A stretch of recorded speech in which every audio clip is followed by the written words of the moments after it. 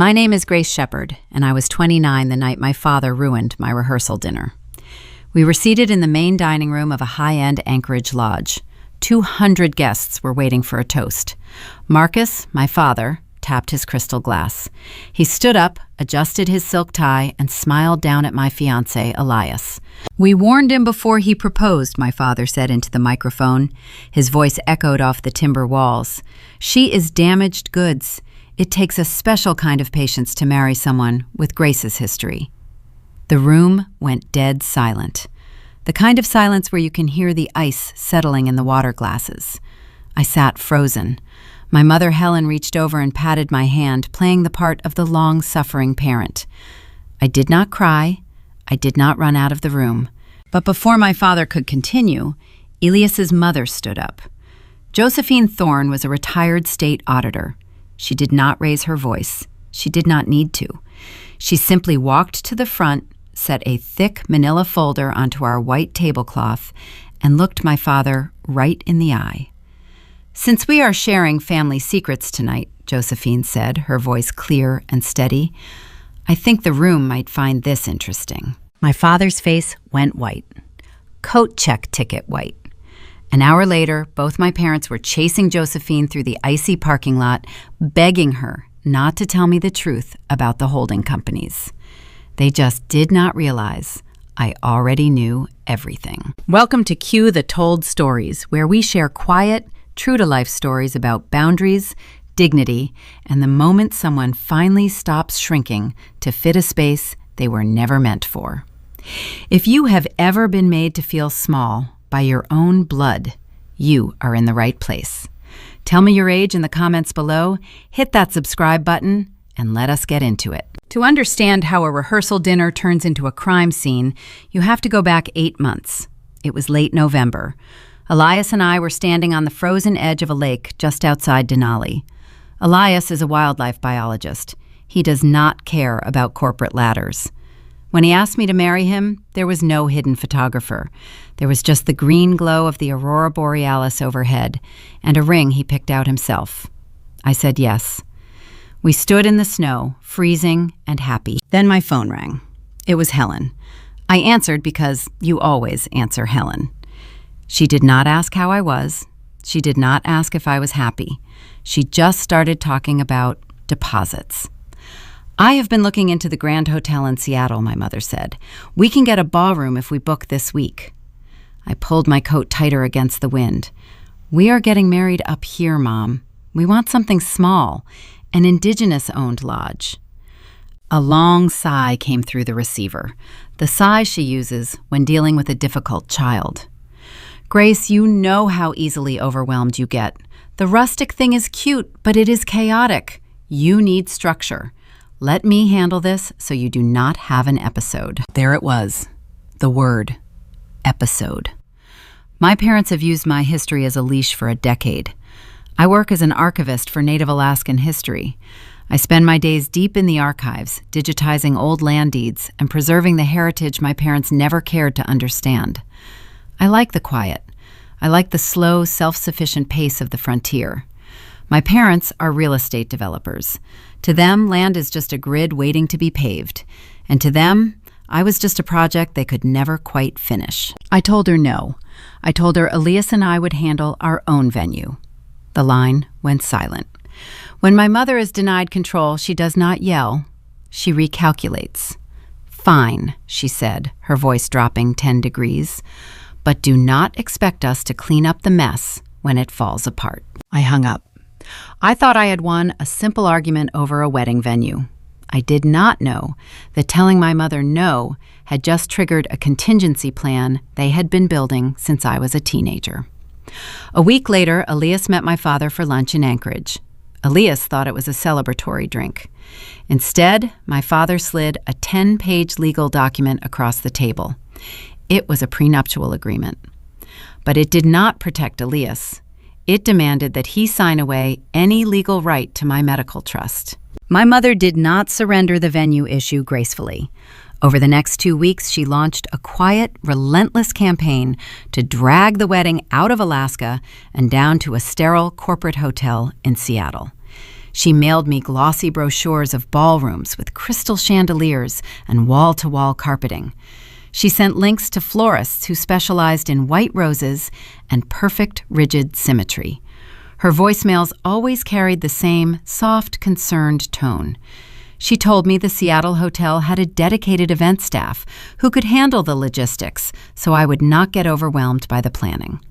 She framed her micromanagement as maternal protection. It was a familiar tactic. Growing up in a house built by commercial developers meant living inside a blueprint where every variable was managed and controlled.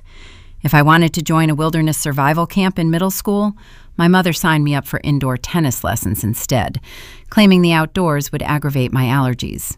I did not have allergies. If I showed interest in native basket weaving or local history, my father brought home applications for junior business summer programs. They never outright forbade my interests. They just suffocated them under layers of expensive alternatives until giving up felt easier than fighting. But at 29, I was done being managed. I drove out to the indigenous-owned lodge in Denali. The place smelled like cedar and wood smoke. It sat on the edge of a pristine glacier-fed lake far away from any concrete or traffic. I paid the deposit with my own savings and signed the contract on a scarred wooden desk. I called Helen on my drive back to Anchorage. I kept my voice perfectly level. I told her the date was locked and the lodge was booked. She went very quiet on the other end of the line. The silence stretched for a long, uncomfortable moment. Finally, she said she hoped I knew what I was doing and hung up the phone. I exhaled, feeling a tight knot in my chest loosen. I had defended my boundary. I thought the venue fight was the end of the resistance. I had no idea it was merely the opening skirmish in a much larger war. Because my parents could no longer control where the wedding happened, they shifted their focus to the man I was marrying. 2 days after I booked the lodge, my father asked Elias to meet him at a diner in downtown Anchorage. My father chose a booth in the far back corner, away from the windows.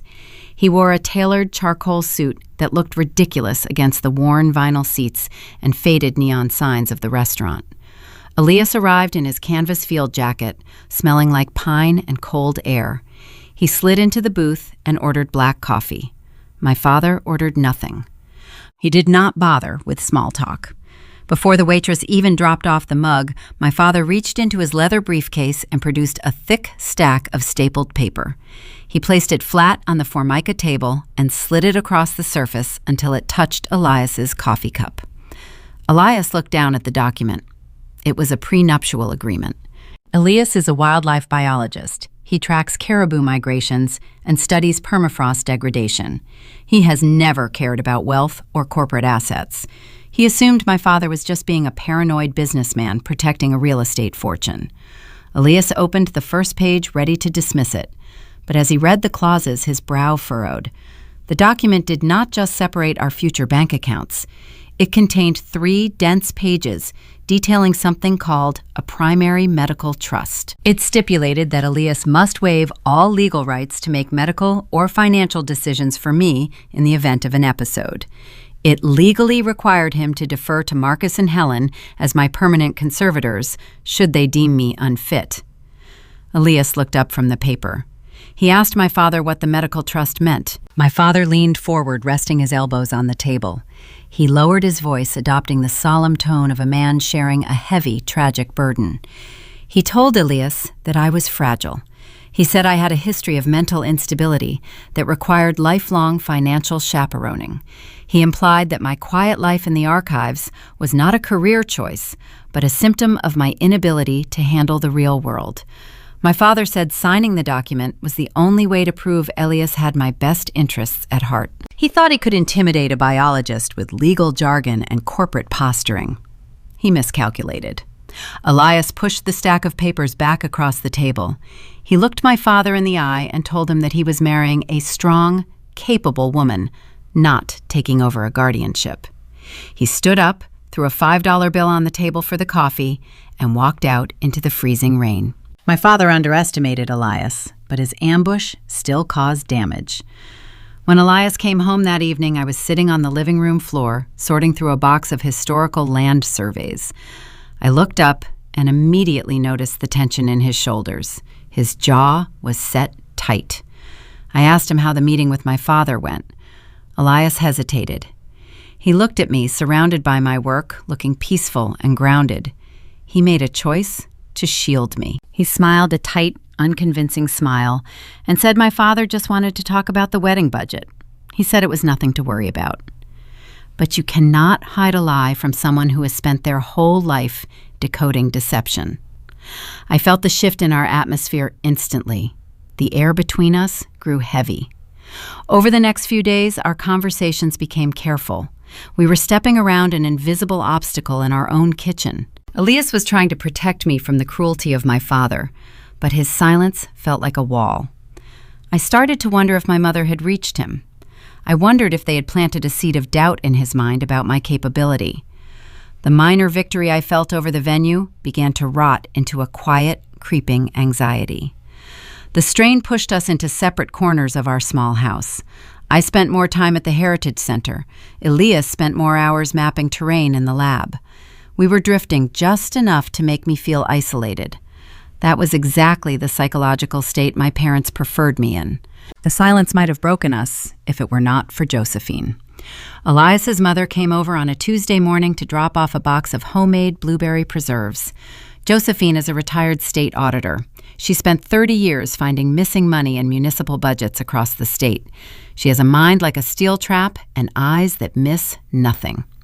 I was at work, but Elias was home grabbing his gear for a field trip. He had left the prenup sitting on the kitchen counter, half hidden under a stack of utility bills. Josephine set the jars of preserves down, and her gaze snagged on the legal header of the document protruding from the pile. She did not pry out of gossip. She pried because auditing is an instinct you cannot turn off. While Elias was in the bedroom packing his duffel bag, Josephine pulled the document out and read the first 2 pages. Her face betrayed no emotion, but her mind was already processing the data. When Elias walked back into the kitchen, she was holding the papers. He froze, preparing for an argument. He told her to put it down. He said he was handling it and that he did not want me to know what my father had tried to do. Josephine did not lecture him. She did not panic. She tapped her index finger against the paragraph detailing the conservatorship. She looked at her son with cold, analytical clarity. She asked him a single, chilling question. Why is a real estate developer setting up a medical trust? Josephine left the question hanging in our kitchen long after she walked out the front door. Why is a real estate developer setting up a medical trust? That single inquiry forced Elias to reevaluate his silence. He realized that shielding me from my father was inadvertently doing my parents' work for them.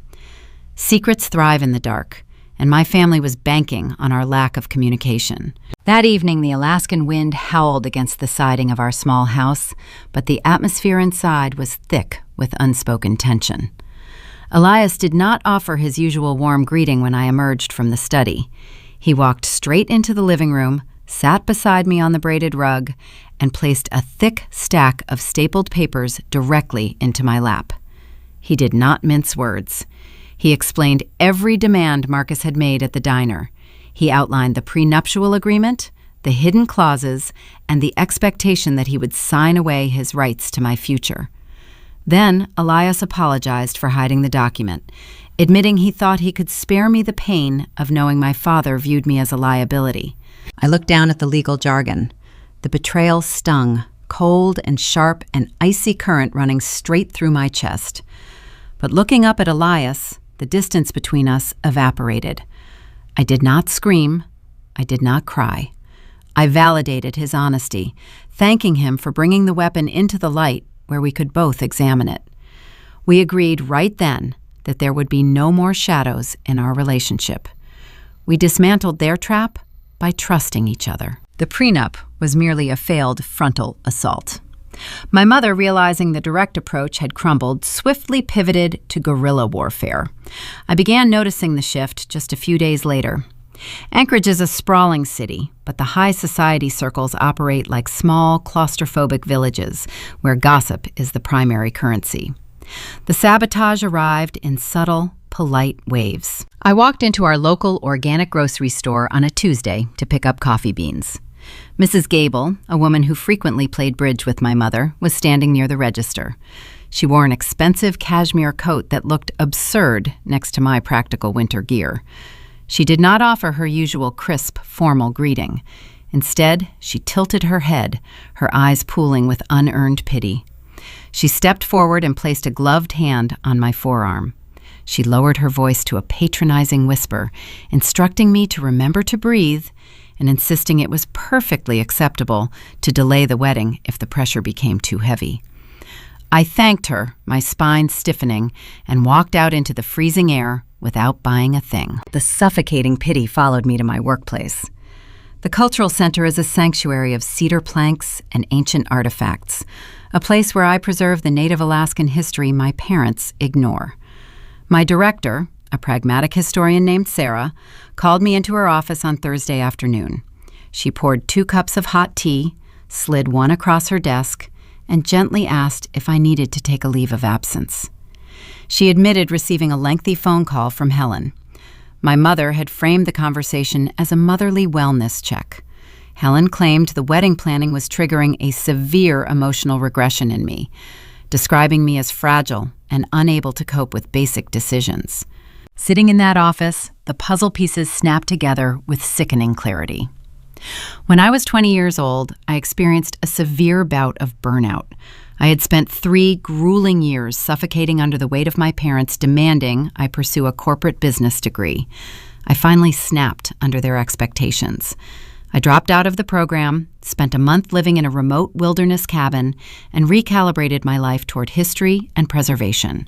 I sought peace, and I found it. But my parents weaponized that need for peace. They rebranded a young woman finding her authentic path as a psychiatric failure. Now Helen was broadcasting that fabricated narrative to everyone I respected, systematically painting me as permanently broken. She was poisoning the well, ensuring that if I ever tried to stand up to her, society would view my rebellion as a symptom of instability, rather than a display of strength. While my mother traded in rumors, Josephine traded in facts. Josephine did not confront Helen in a supermarket aisle or leave passive-aggressive voicemails. Josephine retreated to her sunroom, opened her laptop, and began pulling state tax records. She represented the ultimate ally. She did not yell on my behalf. She gathered paper. Josephine traced Marcus Shepard's corporate holdings, peeling back layers of shell companies and real estate trusts. Her mind operated on cold, hard logic. She knew that wealthy developers do not draft medical conservatorships for healthy, functioning daughters without a lucrative financial incentive.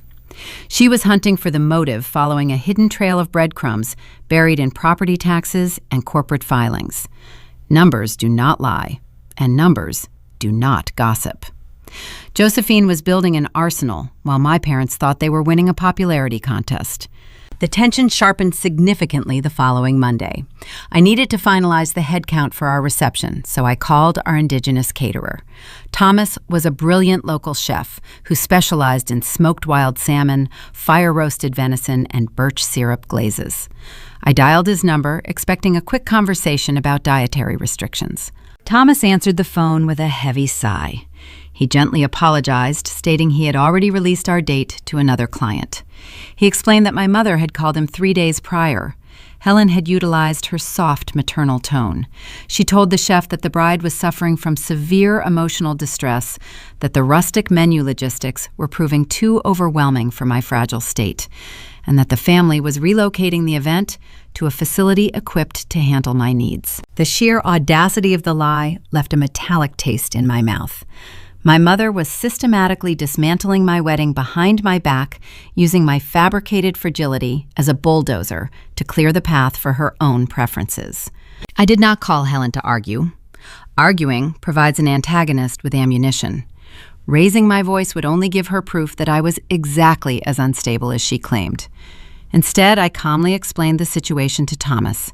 I assured him the date remained unchanged and clarified that the previous caller possessed zero financial or legal authority over the event. I paid the remaining balance in full over the phone using my own credit card, effectively locking the contract in stone. I established a verbal password for any future changes, ensuring my parents were permanently locked out of the vendor accounts. It felt profoundly empowering to shut the door on her manipulation so seamlessly. I reclaimed my territory without shedding a single tear. But every time you block a river, the water finds a new, more destructive path. The quiet victory with the caterer lasted exactly 48 hours. On Wednesday afternoon, I walked down my long, snow-covered driveway to retrieve the mail. The Alaskan winter air bit at my cheeks. Among the standard utility bills and local grocery flyers sat a thick envelope made of heavy, cream-colored cardstock. The return address belonged to a high-powered corporate legal firm based in downtown Anchorage. It was the same ruthless firm that represented my father's commercial real estate empire. I sliced the envelope open right there in the freezing cold, sliding my thumb under the flap. My eyes scanned the harsh, formal typeface printed on the heavy bond paper. The document was a notice of intent, drafted with zero warmth or familial connection. The subject line was bolded and underlined at the top of the page. It read, "Conservatorship Review and Capability Assessment." The crisp wind howled through the spruce trees, but my blood ran much colder than the weather. The whisper campaign in the grocery store, the hidden prenuptial agreement at the diner, the canceled caterer. They were not just petty wedding drama orchestrated by a controlling mother. They were strategic moves, building a legal foundation. My parents were preparing to strip away my basic human rights before I could get married, and the letter, trembling in my hands, was the first official warning shot. The letter from the law firm sat on my kitchen counter for 2 days, like an unexploded shell. I did not confront my parents about it. Confrontation implies a negotiation, and I was done negotiating. But Marcus and Helen rarely wait for a reaction before launching their next maneuver. On Friday morning, my phone lit up with a coordinated text message from my mother. She stated that she and my father were deeply concerned about the stress of the wedding. She declared they would boycott the ceremony entirely unless Elias and I agreed to attend premarital counseling with a specialist they had handpicked. They framed it as a traditional family requirement. I knew it was a snare. The specialist was located in a sleek commercial building downtown, far away from any standard family practice. Elias read the text over my shoulder while pouring his coffee. He asked if I wanted to ignore it. I looked at the legal envelope on the counter and told him no. I needed to see exactly what kind of trap they were building. If you want to disarm a hunter, you have to look at their snare. We arrived at the clinic the following Tuesday. The office did not smell like a healing space. It smelled like bleach, expensive leather, and cold air conditioning. The man sitting across from us introduced himself as Dr. Sterling. He wore a tailored suit and kept a pristine digital recorder resting on his glass desk.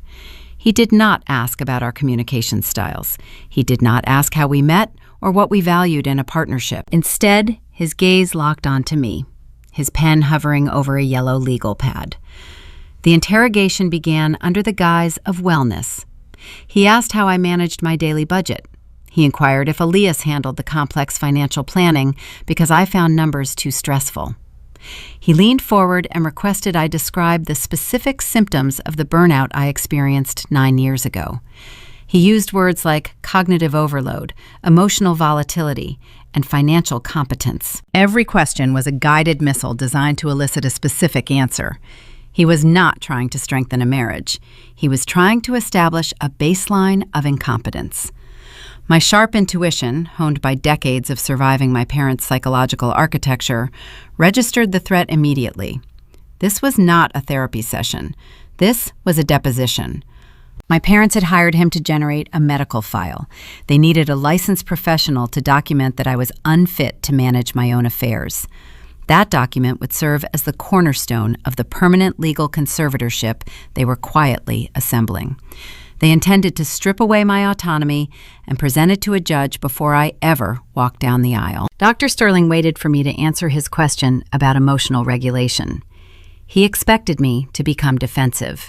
He wanted me to raise my voice, to cry, to prove the exact volatility my mother had warned him about. I took a slow breath, feeling the steady rhythm of my own pulse. I placed my hands flat on the armrests of the leather chair. I looked at the digital recorder, then at the doctor. I told him in a calm, flat tone that his diagnostic focus seemed highly irregular for premarital counseling. I stated that his questions were designed to evaluate legal capacity, not relationship health. His professional facade slipped. A brief flicker of surprise crossed his eyes.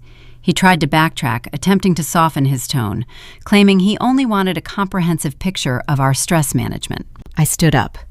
Elias stood up beside me, a silent mountain of support. I did not yell. I did not slam the door. I quietly informed the doctor that this assessment was over and that any further contact would be directed to my own legal counsel. Walking out of that sterile office felt like stepping out of a cage. Setting a hard boundary without losing my composure was a profound victory.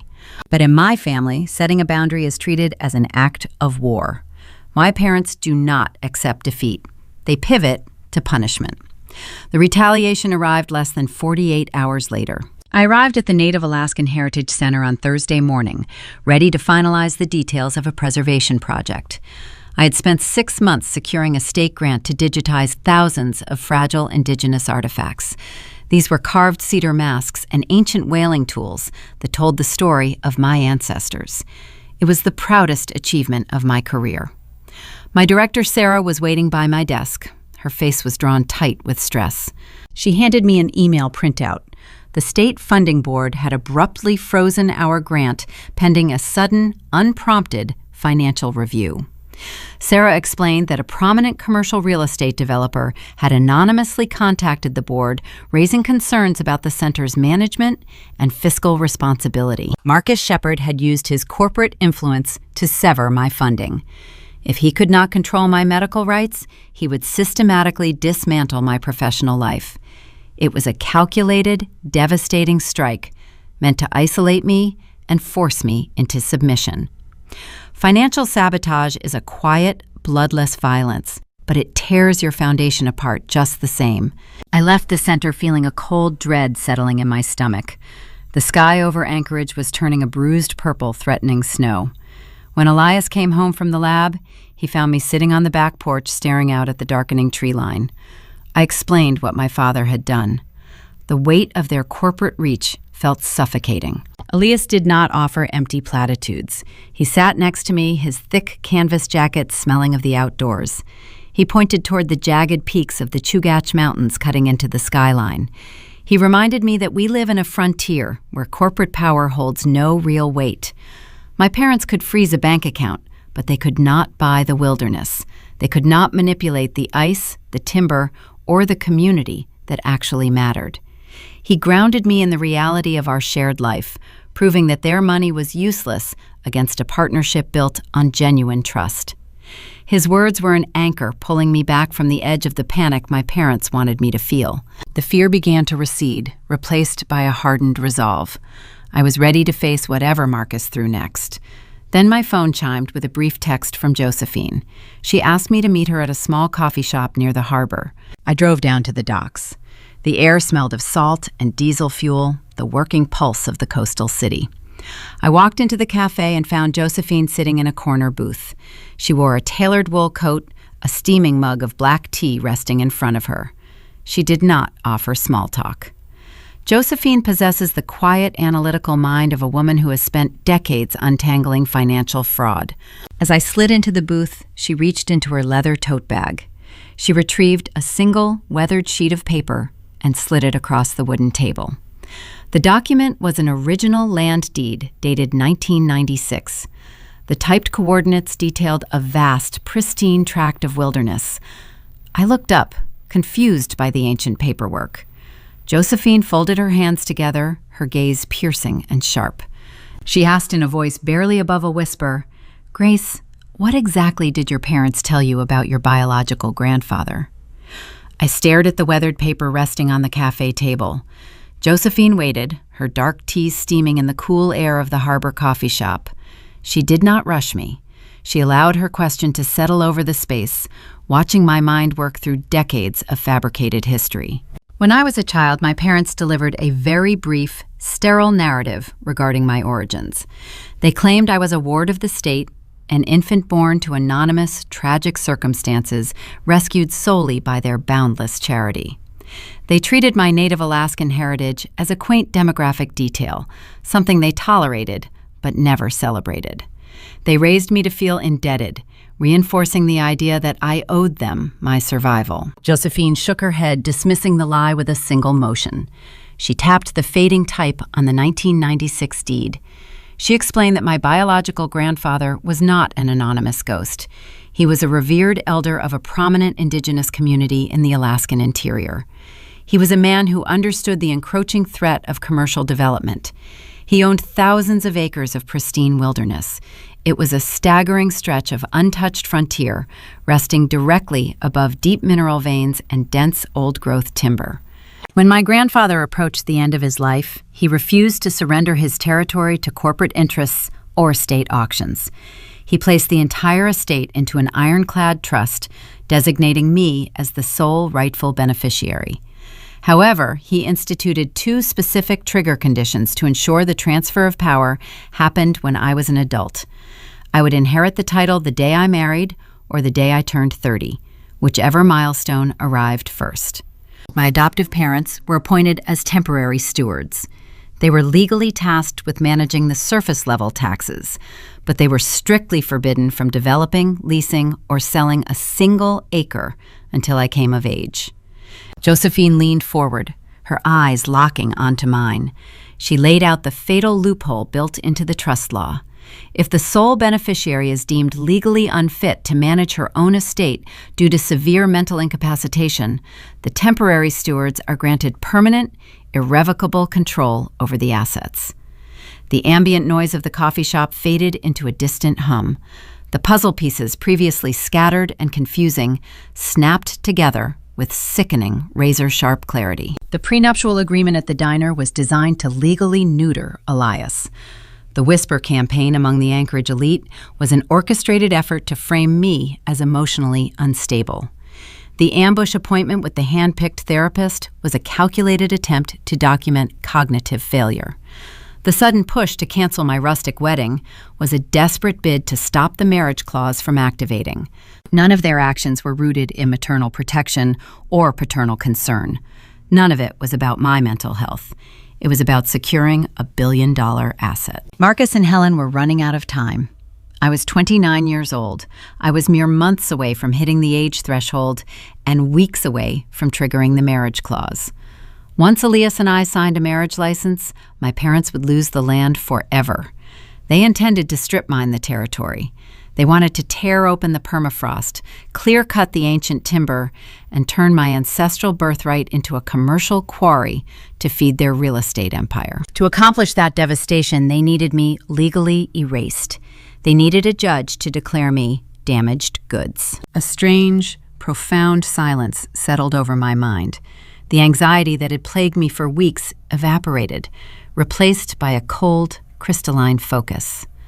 Just hours ago, I was mourning the frozen grant at the Cultural Center, believing my father had destroyed my ability to preserve my history. Sitting across from Josephine, I realized his corporate sabotage was a microscopic distraction. The real heritage was not a collection of artifacts in a museum display case. The heritage was the earth itself, and it belonged to me. Josephine watched my face. She expected tears of betrayal. She expected devastation. Instead, she witnessed the shift. I slid the land deed back across the table. I asked Josephine what kind of paper trail she could assemble before the wedding weekend. A slow, dangerous smile spread across her face. The retired state auditor promised she could pull every hidden limited liability company, trace every offshore transfer, and unearth every fraudulent conservatorship filing Marcus had submitted to the courts. She had already mapped the financial web. She just needed my permission to detonate it. I gave her the green light, but I set one strict condition. We would not confront Marcus and Helen in private. Confronting a manipulator behind closed doors only results in gaslighting and denial. If I called my mother right then, she would cry, twist the narrative, and accuse me of paranoia. She would alert my father, and they would accelerate their legal filings seeking an emergency injunction to halt the wedding. Instead, I chose to play their game. I would let them believe they were winning. I would let them assemble their audience, prepare their trap, and walk confidently into the spotlight they craved. The rehearsal dinner was scheduled for the eve of the wedding. 200 guests, including their wealthy business partners, were invited. It was the perfect stage for a reckoning. When I returned home that evening, the cabin felt entirely different. It was no longer a refuge from my parents. It was a command center. Elias was sitting by the wood stove repairing a piece of field equipment. I sat beside him and outlined every detail Josephine had uncovered. Elias listened without interrupting. The revelation about the strip mining ignited a quiet, steady anger in his eyes. As a wildlife biologist, he spent his life defending the exact type of ecosystem my parents intended to obliterate. Our fight was no longer just about wedding boundaries or family dynamics. We were defending a legacy. We spent the next 3 days in calculated silence. I answered my mother's calls with polite, brief responses. I feigned a slight weariness, giving her the exact tone she expected from a fragile daughter cracking under pressure.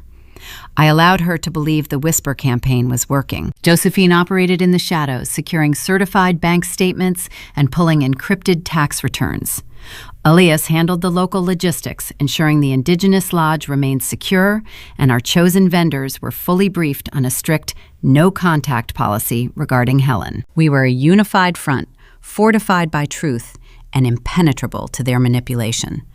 I felt a profound sense of empowerment. I was no longer a defensive victim, shrinking away from conflict. I was a strategist, arranging the pieces on the board while my opponents remained blind to the changing tides. The burden of being broken was a costume they had forced me to wear, and I had finally taken it off. But remaining hidden requires flawless execution, and controlling personalities have an uncanny ability to sense a shift in dynamics. Helen thrives on immediate access. If she senses a barrier, she will pry it open with her bare hands. On a crisp Tuesday afternoon, just 4 days before the ceremony, I drove to a small independent bridal boutique in downtown Anchorage. The shop was a quiet haven, smelling of lavender and old lace. I had an appointment for my final dress fitting. It was supposed to be a private, peaceful moment. I had not shared the location or the time with anyone except Elias. I stood on the circular pedestal, the seamstress pinning the delicate hem of the ivory fabric. I looked in the full-length mirror, admiring the intricate beadwork that honored my indigenous roots. For a fleeting second, the world was still and perfect. Then the silver bell above the boutique door chimed. I watched the reflection in the mirror as the heavy oak door swung open. Helen stepped into the shop wearing a sharp, tailored trench coat. Her eyes scanned the room with predatory precision. She had tracked me down. She walked straight toward the pedestal, holding a glossy catalog of high-end Seattle designers, carrying a new wave of psychological warfare right into my sanctuary. The silver bell above the boutique entrance chimed a sharp, singular note. Helen stepped into the quiet haven, wearing a pristine, tailored trench coat. Her heels clicked against the hardwood floor with rhythmic authority. She scanned the room, pulling a glossy Seattle bridal catalog from her leather handbag. Clara the seamstress took a hesitant step backward. Clara was a gentlewoman who specialized in traditional indigenous beadwork. She had spent the last 2 months carefully stitching the history of my ancestors into the ivory fabric of my dress. Helen did not offer Clara a greeting. She walked directly toward the circular pedestal where I stood. My mother circled me, examining the gown like a health inspector assessing a failing restaurant. She let out a soft, disappointed sigh. She looked at the intricate patterns wrapping around the bodice and called the design a novelty costume. She claimed it was entirely inappropriate for a serious occasion. I did not speak. I watched her reflection in the tall mirror. Helen realized her critique of the fabric was failing to provoke a reaction. She pivoted, her attack targeting a deeper vulnerability. She lowered her voice to a sympathetic whisper, adopting the tone of a tragic confidant. She told me I needed to be realistic about Elias. She said a field biologist does not marry into a prominent real estate family without a hidden agenda. She called him an opportunistic gold digger looking for an early retirement. She leaned closer, invading my personal space. She promised me that Elias would abandon the marriage the moment he realized how difficult and psychologically taxing I could be. She said no man signs up for a lifetime of managing someone else's emotional wreckage. Before my conversation with Josephine in the Harbor coffee shop, those words would have shattered me. My mother knew exactly how to weaponize my insecurities. Throughout my childhood, she orchestrated similar interventions. When I wanted to apply for an out-of-state art program in high school, Helen secretly met with my guidance counselor. She convinced the school I lacked the mental fortitude to live away from home, securing my enrollment in a local business college instead. She built a lifelong habit of purchasing my submission. She assumed the same tactic would work today. Helen opened her designer purse and withdrew a checkbook. She turned her back to me and addressed Clara. My mother offered the seamstress triple her standard rate to immediately remove the indigenous beadwork. She instructed Clara to replace the heritage design with a heavy conservative lace overlay that matched the Seattle catalog. She uncapped a fountain pen and told Clara to simply name a price. I looked at the woman holding the checkbook. I did not see a protective parent. I saw a terrified thief. I knew about the grandfather trust. I knew about the land deed and the looming expiration date. Armed with the truth, her insults held zero weight. Her cruelty was nothing more than a desperate strategy to retain control of a billion-dollar asset. I did not raise my voice. I did not step off the pedestal. I looked at the seamstress and spoke with an eerie, unbothered calm. I told Clara to disregard the woman in the trench coat. I stated that my mother possessed no financial or creative authority in this shop. I asked Clara to keep the design exactly as we had planned. Helen froze. Her pen hovered above the blank check. She turned slowly, her eyes searching my face for the familiar signs of panic. She expected tears. She anticipated a frantic argument. She received nothing but cold, iron authority. The emotional strings she had pulled for 29 years were severed. My mother closed her checkbook. Her hands trembled slightly, a subtle crack in her polished armor. She turned and walked out of the boutique without uttering another word. I had neutralized the skirmish instantly. But unnerving a manipulator carries immediate consequences. Helen returned to my father with a disturbing report. Their fragile daughter was no longer acting fragile. When a controller loses their grip, they panic. Marcus realized his timeline was evaporating. My sudden confidence signaled that his psychological trap was failing. If I walked down that aisle with a clear mind, his corporate empire would lose the land trust forever. Marcus abandoned his cautious strategy. He initiated a full-scale legal assault. Sitting in his high-rise office overlooking downtown Anchorage, he instructed his corporate legal team to bypass standard procedures. He demanded they file an ex parte motion for an emergency judge order. He wanted the courts to grant an immediate temporary conservatorship, citing an escalating risk of self-harm. He needed a judge to declare me incompetent before the wedding guests even arrived in the state. My father possessed unlimited funds, but Josephine possessed institutional knowledge. 30 years in the state auditor office granted her access to networks corporate lawyers could never navigate. Josephine maintained close friendships with dozens of civil servants across the Alaskan legal system. A former colleague working as a senior court clerk flagged the emergency filing the moment it entered the municipal database. The clerk notified Josephine. Josephine intercepted the legal maneuver before it ever reached a judge. She operated from her sunlit kitchen, sipping black tea while dismantling a corporate giant. She utilized her auditor credentials to file a formal, complex inquiry into the tax structures of my father's primary holding company. This bureaucratic countermeasure gridlocked the emergency motion, tying Marcus up in red tape just long enough to protect the wedding weekend. Then she dropped a quiet, brilliant pebble into the pond. Josephine knew Marcus would eventually realize he was cornered. Desperate men hide their assets. She embedded a subtle digital tracking alert on his 3 primary limited liability companies. If my father attempted to wire stolen trust funds into offshore accounts, Josephine's encrypted tablet would ping instantly. She placed a tripwire right under his feet. The pace of the week quickened as the legal battles raged in the shadows. The Alaskan wilderness does not care about court filings or corporate panic. The snow continued to fall, blanketing the rugged frontier in pristine white. Guests began flying into the Anchorage airport, chartering buses up the icy highways toward the Denali Lodge. Elias comes from a large, grounded family of outdoorsmen and forestry workers. His uncles and cousins are people who value substance over appearances. They understand the harsh, beautiful reality of the North. They are loud, warm, and fiercely protective.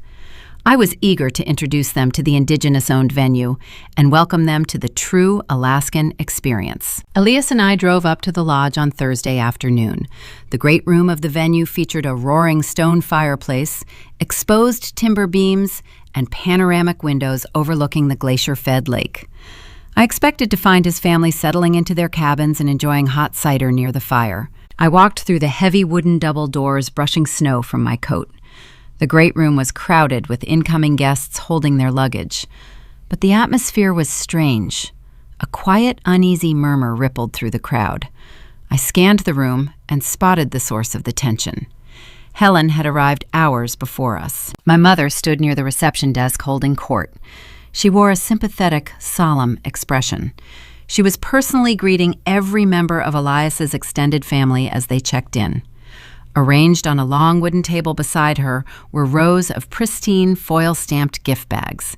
She was handing one to every arriving guest, claiming it was a special welcome package from the bride's parents. I approached the reception area, my boots silent on the woven rugs. I watched Elias's aunt pull a glossy trifold pamphlet from her welcome bag. She adjusted her reading glasses and stared at the cover with a deeply troubled expression. I stepped close enough to read the bold printed title resting in her hands.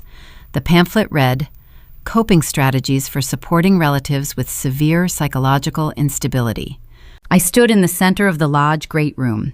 Elias stood beside me, his jaw clenching as he processed the title printed on the glossy brochure.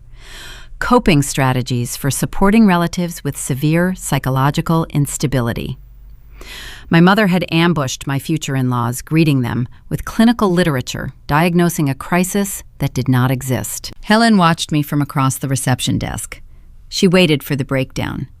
She wanted me to snatch the pamphlets, raise my voice, or flee the room in tears. That reaction would validate her narrative. It would prove to Elias's family that I was exactly as volatile as the brochure claimed. I took a slow breath, inhaling the scent of wood smoke and pine. I did not raise my voice. I stepped forward, closing the distance between the entryway and the gathering of Elias's relatives.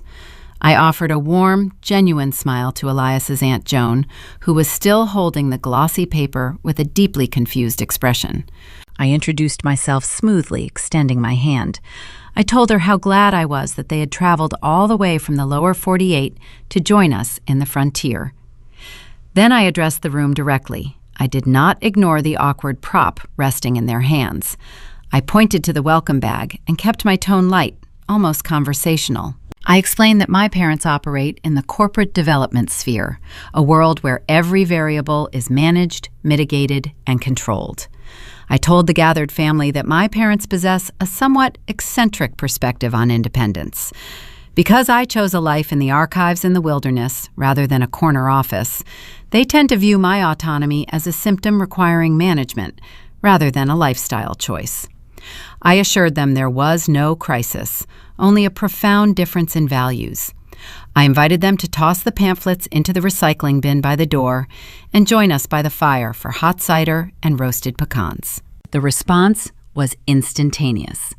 Elias comes from a lineage of pragmatists. His family consists of forestry workers, mountain guides, and people who navigate harsh realities every single day. They have zero patience for passive theater. Aunt Joan let out a sharp, knowing laugh. She tossed the brochure straight into the woven trash basket, remarking that wealthy city folks always have the strangest hobbies.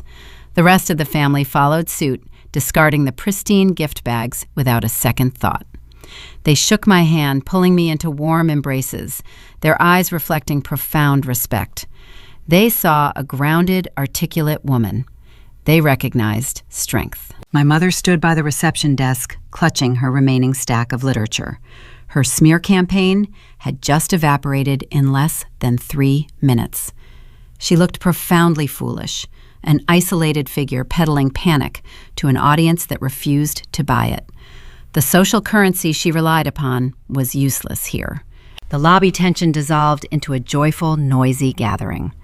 But a tactical retreat from one parent merely signals an offensive strike from the other. My father does not accept public humiliation. If the psychological route fails, he resorts to financial demolition. Later that afternoon, the sunlight dipped behind the jagged peaks, casting long shadows across the frozen lake. I was standing near the grand stone fireplace warming my hands when I noticed Marcus cornering a guest near the heavy timber staircase. The man he intercepted was David, the regional director of the wildlife biology program and Elias's direct supervisor. David is a rugged, imposing figure who spends his winters tracking wolf packs and surveying glacial shifts. He wore a thick flannel shirt and worn boots, looking fully at home in the lodge. My father, still dressed in his sharp, tailored suit, stepped uncomfortably close to David, violating his personal space to establish dominance. I did not intervene. I watched from the hearth, observing my father deploy his leverage. Marcus runs a real estate empire that funds several major environmental grants across the state. It is a calculated philanthropy designed to buy favorable zoning permits. My father reminded David of that funding.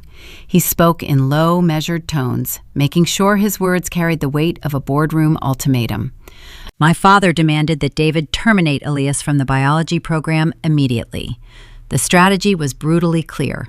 Marcus intended to strip Elias of his livelihood, his health insurance, and his professional reputation just 48 hours before the wedding. My father calculated that a newly unemployed biologist facing sudden financial ruin would be forced to cancel the ceremony. He wanted to break Elias to get to me. David did not flinch. He looked down at my father with the specific disdain a seasoned outdoorsman reserves for a nuisance. David explained, his voice rumbling like a low engine, that corporate extortion does not work in the woods. He informed Marcus that Elias was the finest field researcher the department had ever employed, a man of profound integrity and skill. David stated clearly that he would sooner burn his own facility to the ground than fire a good man to satisfy a petty corporate tyrant. He told my father to keep his grant money and step aside. David walked away, leaving Marcus simmering in quiet fury. It was a stunning rejection of bullying. Yet despite David's fierce loyalty, the encounter left a heavy, lingering dread in my chest. My father had demonstrated his willingness to destroy innocent lives to maintain his grip on my trust fund. The threat to Elias's career remained a dark cloud, a reminder of the relentless siege we were under. The tension stretched tighter as evening approached. The lodge staff transformed the main dining room for the rehearsal dinner. Heavy oak tables were arranged under antler chandeliers. The ambient lighting was dim and warm, casting flickering shadows against the timber walls. The power dynamics of the weekend were visually stark, mapped out in the seating arrangement my mother had relentlessly commanded. Helen and Marcus sat at the center of the head table, positioning themselves like displaced royalty enduring a peasant gathering. They barely spoke to the people around them. Across the room, Elias's family occupied 3 long tables, their laughter and warmth creating a vibrant, impenetrable fortress of genuine connection. I sat beside Elias, our shoulders touching, anchoring each other in the storm. And seated quietly at the end of the room near the exit was Josephine. Elias's mother wore a simple navy dress. A thick manila folder rested on the floor beside her sensible shoes. She ate her roasted salmon methodically, watching my parents with the cold, patient gaze of a predator waiting for the exact right moment to strike. The plates were cleared. The ambient hum of conversation settled into a comfortable evening lull. It was time for the traditional speeches. This was the moment my father had been waiting for. He believed he still held the winning hand. He believed his money, his status, and his sheer intimidation tactics gave him the authority to define reality. Marcus pushed his chair back. The wood scraped loudly against the floorboards, cutting through the low chatter. He stood up, towering over the head table. He adjusted the cuffs of his expensive shirt, took his crystal water glass, and tapped the rim with a silver spoon. The sharp ringing sound echoed into the vaulted ceiling. 200 guests turned their attention to the front of the room. The servers stopped moving. The fire crackled in the grand hearth. Every eye locked onto the wealthy developer preparing to address his daughter's new family. Marcus looked down at Elias, a patronizing, pitying smile curving his lips. My father drew a breath, preparing to deliver the words he calculated would break my spirit, end the wedding, and secure his empire forever. "We warned him before he proposed," my father said into the microphone. The microphone amplified my father's breathing, turning it into a harsh rasp that filled the dining area. Marcus held the stem of his crystal glass with elegant poise, casting his gaze over the 200 guests seated beneath the antler chandeliers. He wore the expression of a weary patriarch, a man carrying a tragic, invisible burden. He began his toast by recounting the story of my adoption, but he scrubbed away any trace of warmth. He did not describe a family finding their missing piece. He painted a portrait of a rescue mission, a charitable endeavor undertaken by two selfless corporate developers who took in a troubled ward of the state. He paused, allowing his manufactured sorrow to settle over the audience. He spoke about the sleepless nights, the endless worry, and the specialized care they supposedly provided to keep my mind tethered to reality. My mother, seated to my left, pulled a pressed linen handkerchief from her clutch. She dabbed at the dry corner of her eye, playing the part of the devoted, exhausted caretaker. Then my father turned his attention directly to my fiancé. Elias sat beside me, his broad shoulders stiffening beneath his suit jacket. Marcus offered Elias a condescending nod, the kind a seasoned veteran gives a naive recruit entering a hopeless war. "We warned him before he proposed," my father said, his voice echoing off the timber walls. "She is damaged goods. It takes a special kind of patience to marry someone with Grace's history, a history we have spent decades trying to fix." The dining room went dead silent. It was not the reverent quiet that follows a touching tribute. It was the suffocating, paralyzed hush of 200 people witnessing a public execution. The servers froze, holding silver trays. Elias's uncle stopped mid-sip his coffee cup, hovering inches from his mouth. Even Marcus's wealthy business partners shifted uncomfortably in their heavy oak chairs, recognizing that this was no longer a celebration. It was a calculated assassination. My father waited. He kept his posture straight and his chin raised, anticipating the final act of his script. He expected me to shatter. He wanted me to push my chair back, burst into frantic tears, and flee the lodge into the freezing Alaskan night. A breakdown would be his ultimate vindication. It would provide indisputable public proof that I was emotionally unfit to manage my own life, let alone a marriage or a billion-dollar trust fund. He was banking on my humiliation to secure his empire. Elias placed his large, warm hand over my knee beneath the table. I felt his muscles tensing, his protective instinct surging. He prepared to stand up and drag Marcus away from the microphone. I turned my hand over and laced my fingers through his, giving him a firm, grounding squeeze. I silently asked him to stay seated. This was my battle, and I knew exactly how to win it. I did not run. I did not cry. I did not offer my father the erratic reaction he so desperately craved. Instead, I reached forward and picked up my water glass. I moved with deliberate, unhurried precision. I brought the rim to my lips and took a slow, calm sip. The ice clinked softly against the crystal, a sharp, crisp sound that magnified the stillness of the room. I set the glass back onto the white tablecloth without making a sound. Then I looked up and met my father's gaze. I offered him a flat, unbattered stare. The silence stretched. It expanded from a few seconds into an eternity. Without my tears to validate his cruelty, the context of the room shifted entirely. Marcus's speech no longer sounded like a tragic warning from a concerned parent. It sounded like the unprovoked venom of a bully. The audience, initially stunned, began to read the power dynamic. They saw a poised, composed young woman sitting quietly beside a supportive partner, and they saw a wealthy developer attempting to publicly humiliate his own child. The minor conflict of public disgrace dissolved against my iron composure. My father began to realize his trap had failed. His smug, authoritative smile faltered. He cleared his throat, suddenly unsure of how to close a speech that had missed its target. The microphone picked up his nervous swallow. He had stepped into the spotlight expecting applause and found himself standing on a trap door. Before Marcus could attempt to salvage his closing remarks, a chair scraped against the floorboards near the back of the venue. Josephine stood up. Elias's mother smoothed the front of her simple navy dress. She picked up a thick, heavy dossier from the floor beside her seat. She did not rush. The retired state auditor walked up the center aisle with the measured, rhythmic stride of a woman arriving for a scheduled inspection. The room tracked her movement, the tension pivoting from the head table to this calm, unassuming figure navigating the sea of bewildered guests. Josephine bypassed the podium.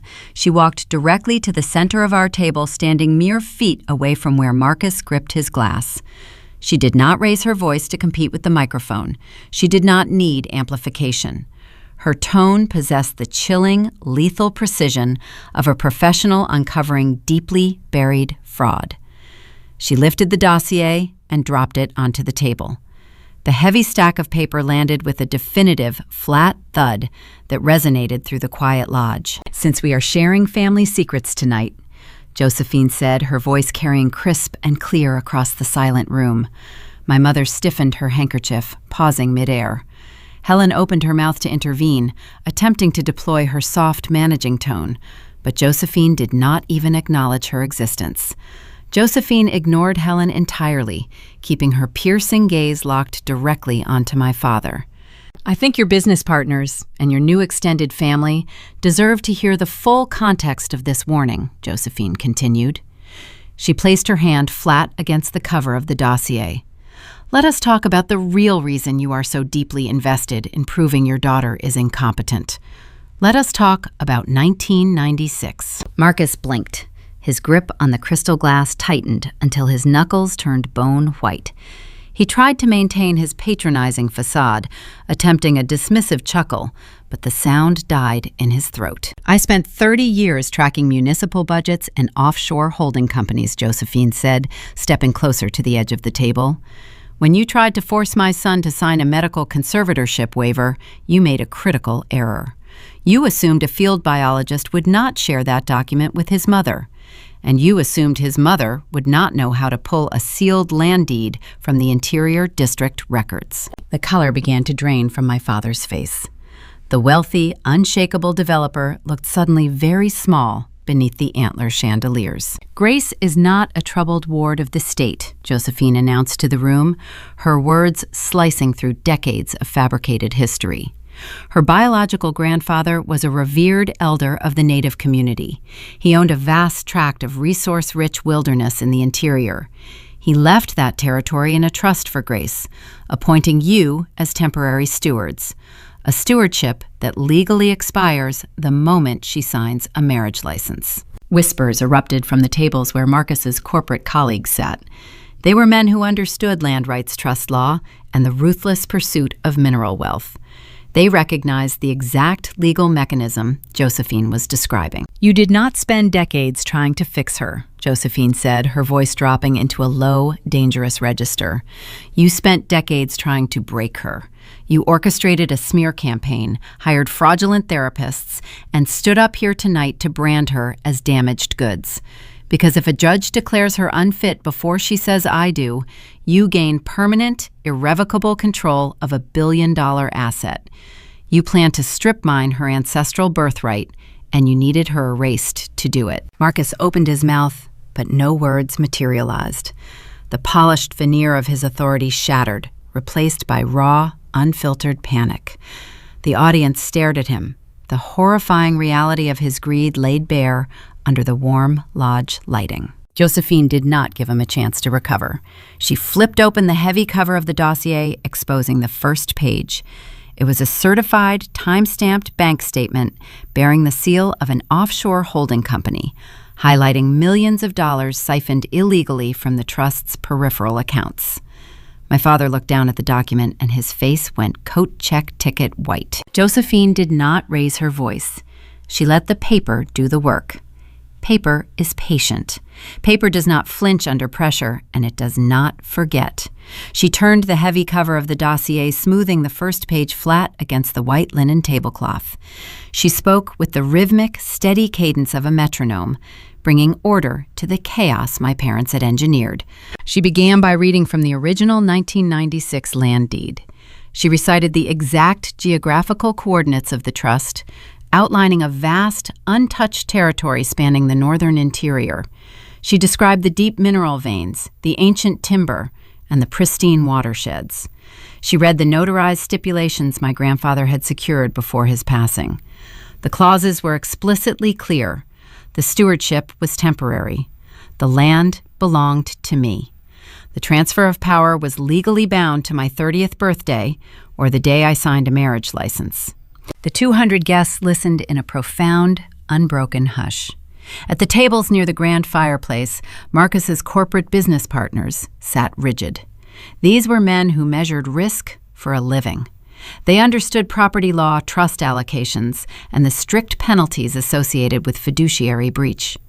As Josephine read the terms of the Indigenous Land Trust, I watched the exact moment the arithmetic shifted in their minds.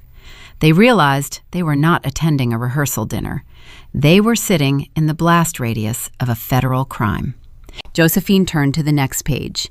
She detailed how Marcus and Helen operated not as guardians, but as parasitic administrators.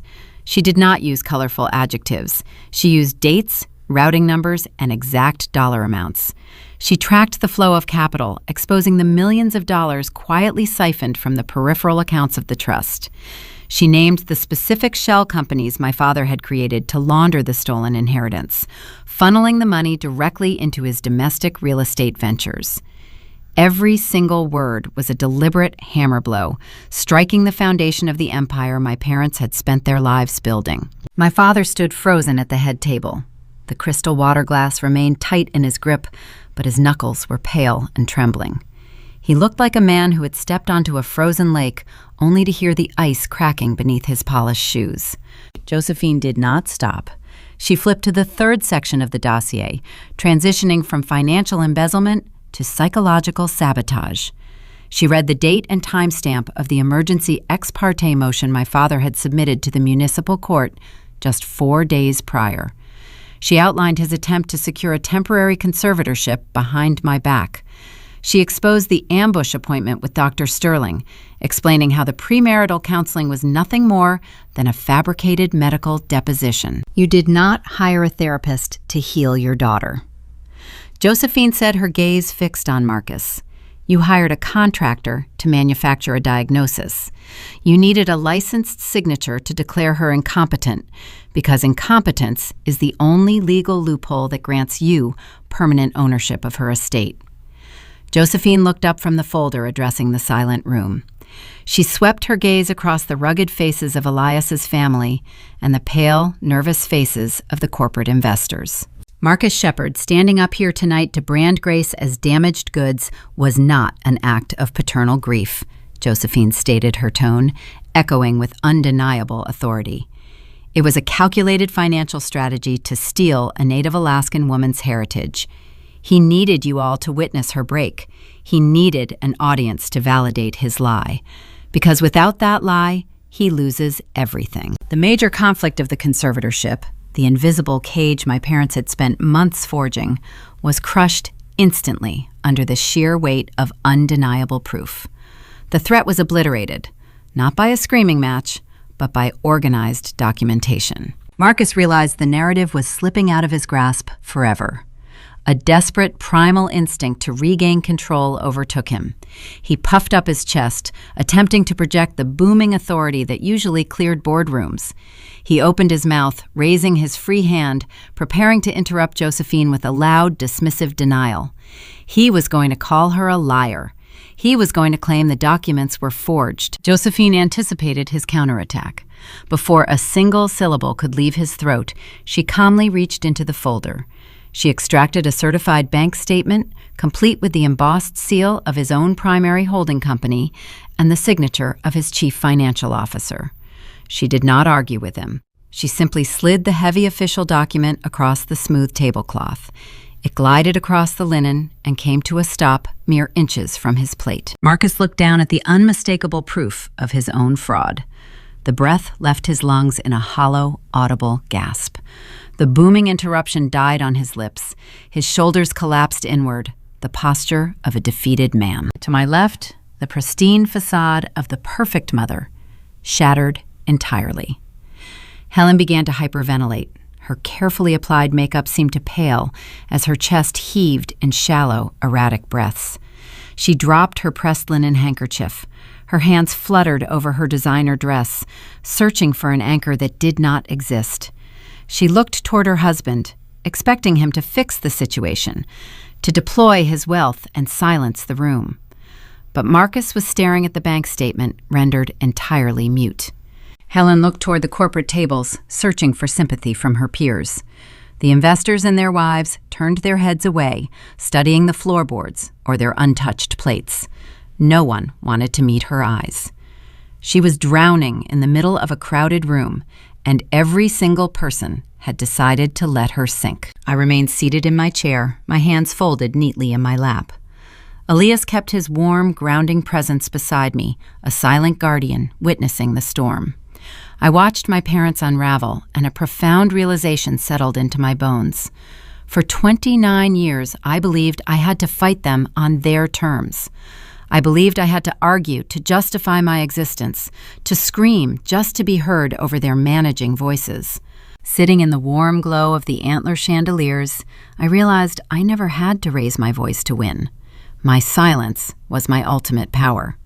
By refusing to engage in their theatrical chaos, I had forced them to step into a spotlight of their own making. I let them build the stage, gather the audience, and hand over the microphone. They had engineered their own public destruction, and all I had to do was sit quietly and watch it happen. The gravity of the situation finally registered in my father's eyes. This was no longer a simple family dispute over a wedding venue. This was not a minor disagreement about a prenuptial agreement. This was federal exposure. The documents resting on the table represented wire fraud, fiduciary breach, and criminal embezzlement. The state auditor had mapped a direct path to a prison sentence. Panic, raw and unfiltered, flooded Marcus's features. He dropped the crystal water glass. It tumbled onto the table, spilling ice water across the white linen, pooling around the certified bank statement. He did not bother to pick it up. He grabbed Helen by the elbow, his grip tight and frantic. My parents scrambled away from the head table. They abandoned their coats, their pride, and their carefully constructed legacy. They practically shoved their way down the center aisle, moving with the frantic, uncoordinated haste of prey fleeing a predator. The heavy wooden double doors of the lodge swung open, letting in a sharp blast of freezing Alaskan air. Marcus and Helen stumbled out into the dark, setting the stage for a desperate retreat into the icy parking lot. The heavy double doors of the dining hall swung shut behind us. The comforting warmth of the roaring hearth faded, instantly replaced by the biting sub-zero chill of the Alaskan night. Elias kept his hand resting firmly on the small of my back, guiding me down the wooden steps. Josephine walked beside us. Her posture remained perfectly straight, the thick dossier tucked securely under her arm. We stepped off the porch and moved toward the gravel parking area. The sky above Denali was vast and clear, scattered with thousands of sharp stars that offered no comfort to the people we were about to face. Marcus and Helen had not fled down the highway.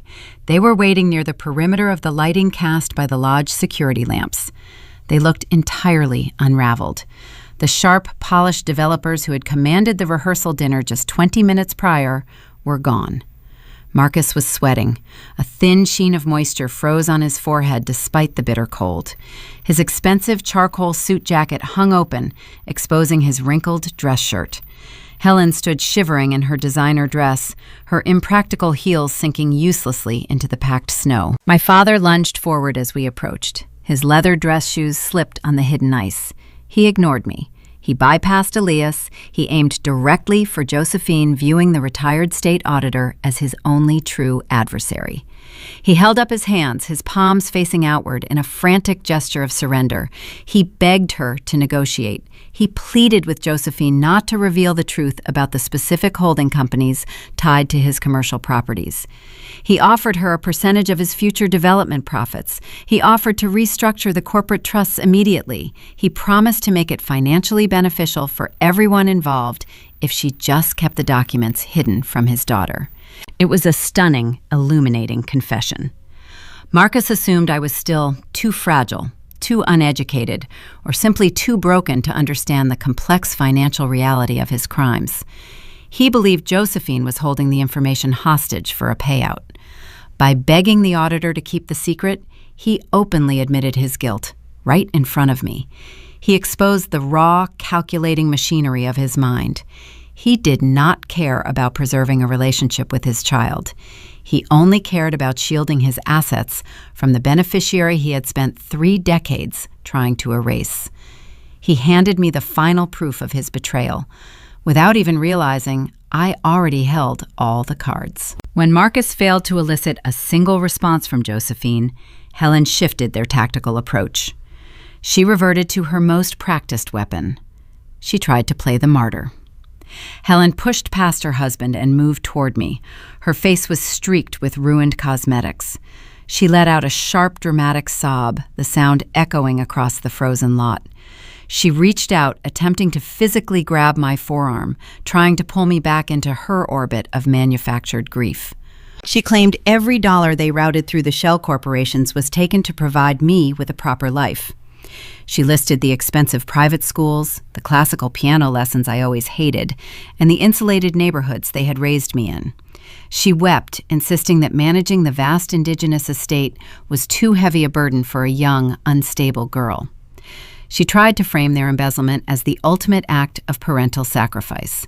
She spun a desperate narrative where stealing my birthright was somehow a generous favor designed to protect my delicate mind. I did not let her fingers touch my coat.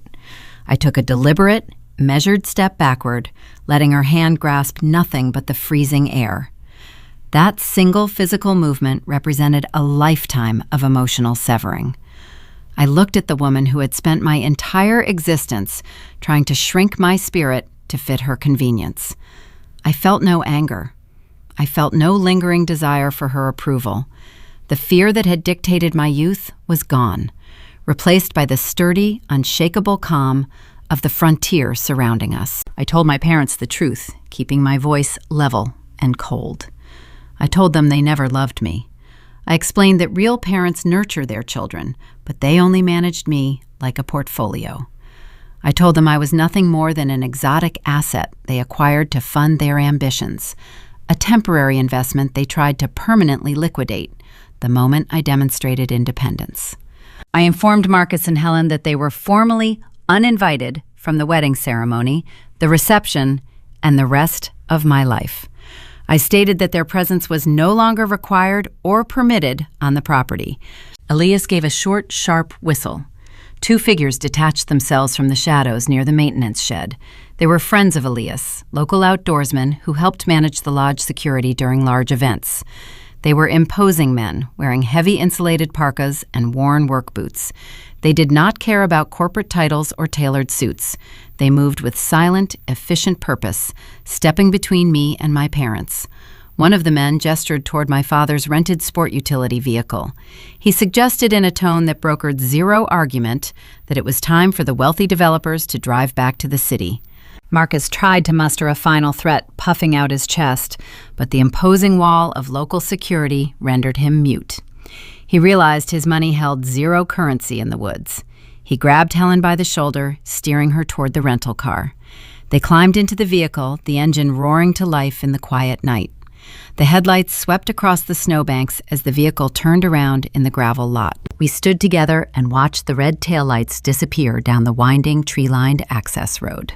The adrenaline that had carried me through the rehearsal dinner slowly began to fade. In its place, a profound, sweeping sense of catharsis washed over me. My shoulders dropped 2 inches. The knot of anxiety that had lived behind my ribs since childhood simply unspooled. The heavy, suffocating atmosphere my parents generated was finally banished. I breathed in the sharp, clean pine air, feeling truly independent for the first time in 29 years. The emotional manipulation was severed. The ghosts were gone. Elias wrapped his arm around my shoulders, pulling me close to share his warmth. We turned to head back toward the glow of the lodge, eager to rejoin the family that actually wanted us. But Josephine did not move. She remained standing on the packed snow, staring down the dark, empty road where my parents had vanished. She tapped the heavy dossier against her thigh. Her analytical mind was already calculating the next variable in the equation. She turned to face me, her expression grim and pragmatic. She warned me that the victory we secured in the dining room was only a social triumph. She explained that Marcus was a cornered predator, and men who build empires on stolen funds do not surrender gracefully when exposed to the light. The physical banks in Anchorage would open on Monday morning, but digital offshore transfers happen instantaneously. She explained the mechanics of capital flight. She detailed how a desperate developer could wire millions through staggered shell accounts in international ledgers before the weekend was over. She stated that my father was likely driving down the highway right now, calling his financial officers from the rental car. He had 72 hours before the state could formally intervene. He was going to use the wedding weekend to drain the holding accounts, funneling the stolen trust money into untraceable shadows before Monday morning arrived. The emotional war was over, but the financial siege had just begun. We did not stand in the freezing parking lot for long. The Alaskan night is unforgiving, and we had critical work to finish before dawn. Josephine operates on a plane of existence where emotional victories mean nothing without structural reinforcements. She understood that exposing a thief is only the first step. Disarming them requires swift, calculating precision. We walked back inside the timber lodge. The main dining hall was empty now. The guests had retreated to their cabins, seeking shelter from the fallout of the rehearsal dinner. Elias spoke quietly to the night manager, securing the keys to a private administrative study near the back of the building. The room was small and practical. It smelled of pine polish and aged paper. A heavy mahogany desk dominated the space, flanked by 2 leather chairs and a stone hearth filled with dying embers. This quiet office became our command center. Josephine set her leather tote bag onto the desk and extracted her encrypted laptop. She did not need to scramble to find legal precedents or draft new documents. Meticulous preparation always defeats an emotional reaction. She had spent the last 3 weeks anticipating my father would attempt a desperate capital flight the moment his fraud was exposed. Josephine opened a secure communication channel. She initiated a late-night video conference call with a federal judge located in Juneau. Judge Caldwell was a former colleague from her days conducting municipal audits. He was a man who shared her profound disdain for corporate embezzlement. The screen flickered to life, illuminating the dark study with a pale blue glow. For the next 2 hours, I sat beside Josephine and watched a masterclass in bureaucratic warfare. Josephine transmitted the digitized copies of the 1996 land deed. She uploaded the certified bank statements demonstrating the illegal flow of trust capital into my father's commercial real estate ventures. She presented the fraudulent conservatorship filings, proving Marcus intended to strip my legal rights to cover his theft. Judge Caldwell reviewed the evidence with silent, focused intensity. The only sounds in the room were the clicking of Josephine typing on her keyboard and the distant howling of the winter wind rattling the window panes. Then the judge addressed me directly. For the first time in my life, I was not speaking to an authority figure through the distorted filter of my parents. I was not the fragile dependent they had painted me to be. I answered his questions with a clear, steady voice. I verified my identity. I confirmed my biological connection to the Indigenous Trust. I formally requested an emergency injunction to freeze the specific limited liability companies and offshore accounts my father utilized to launder the estate funds. The cold, mechanical nature of the legal system worked in our favor. By 2 a.m, the federal judge granted the emergency order. He executed a digital injunction that locked down every single financial pipeline Marcus Shepard possessed. If my father tried to wire a single dollar out of the country before Monday morning, the bank servers would automatically reject the transaction and alert the authorities. The fleeing assets were officially secured. Throughout the intense 2-hour process, Elias remained a steady, grounding presence. He did not hover over my shoulder. He did not try to seize control of the conversation or speak on my behalf. He understood that reclaiming my autonomy meant allowing me to fight my own battles. He quietly left the study and returned a few minutes later, carrying 3 steaming mugs of black coffee from the kitchen. He set a mug gently on the mahogany desk, right next to my hand. He placed his hand on my shoulder, letting his warm, rough palm rest there for a long, comforting moment. He offered silent, unshakable support. I leaned into his touch, feeling the stark, profound contrast between our partnership and the transactional marriage my parents shared. Marcus and Helen built their relationship on mutual leverage and shared deception. They guarded their weaknesses from each other, holding secrets like weapons. Elias and I built our foundation on transparent truth. His strength did not diminish mine, it amplified it. We closed the laptop and ended the secure connection. The financial siege was over. The screen went dark, leaving us in the quiet, ambient warmth of the study. I walked over to the tall glass window and looked out at the wilderness. The deep, endless black of the night sky was beginning to fracture. A pale silver light crept over the jagged peaks of the Alaskan mountains. The sun was rising, illuminating the pristine snow and the dense, sprawling forests. As the dawn light spilled into the room, I felt a profound physical shift resonate through my entire body. For 29 years, I had carried an invisible, suffocating weight. My parents had convinced me that I was a broken liability requiring constant supervision. They built a cage of diagnoses and whispered pity. They made me believe the world was too sharp and I was too soft to survive it. Watching the sunrise over the frontier, I realized the cage was finally destroyed. The burden of being damaged simply evaporated. I was not a fragile ward of the state. I was the sole, rightful heir to a vast, untouched legacy. I was a wealthy, independent, indigenous landowner. The earth outside that window, stretching for miles toward the horizon, belonged to me, and I possessed the power to protect it forever. Elias and I left the study and walked back to our private cabin near the edge of the lake. The morning air was sharp and clean.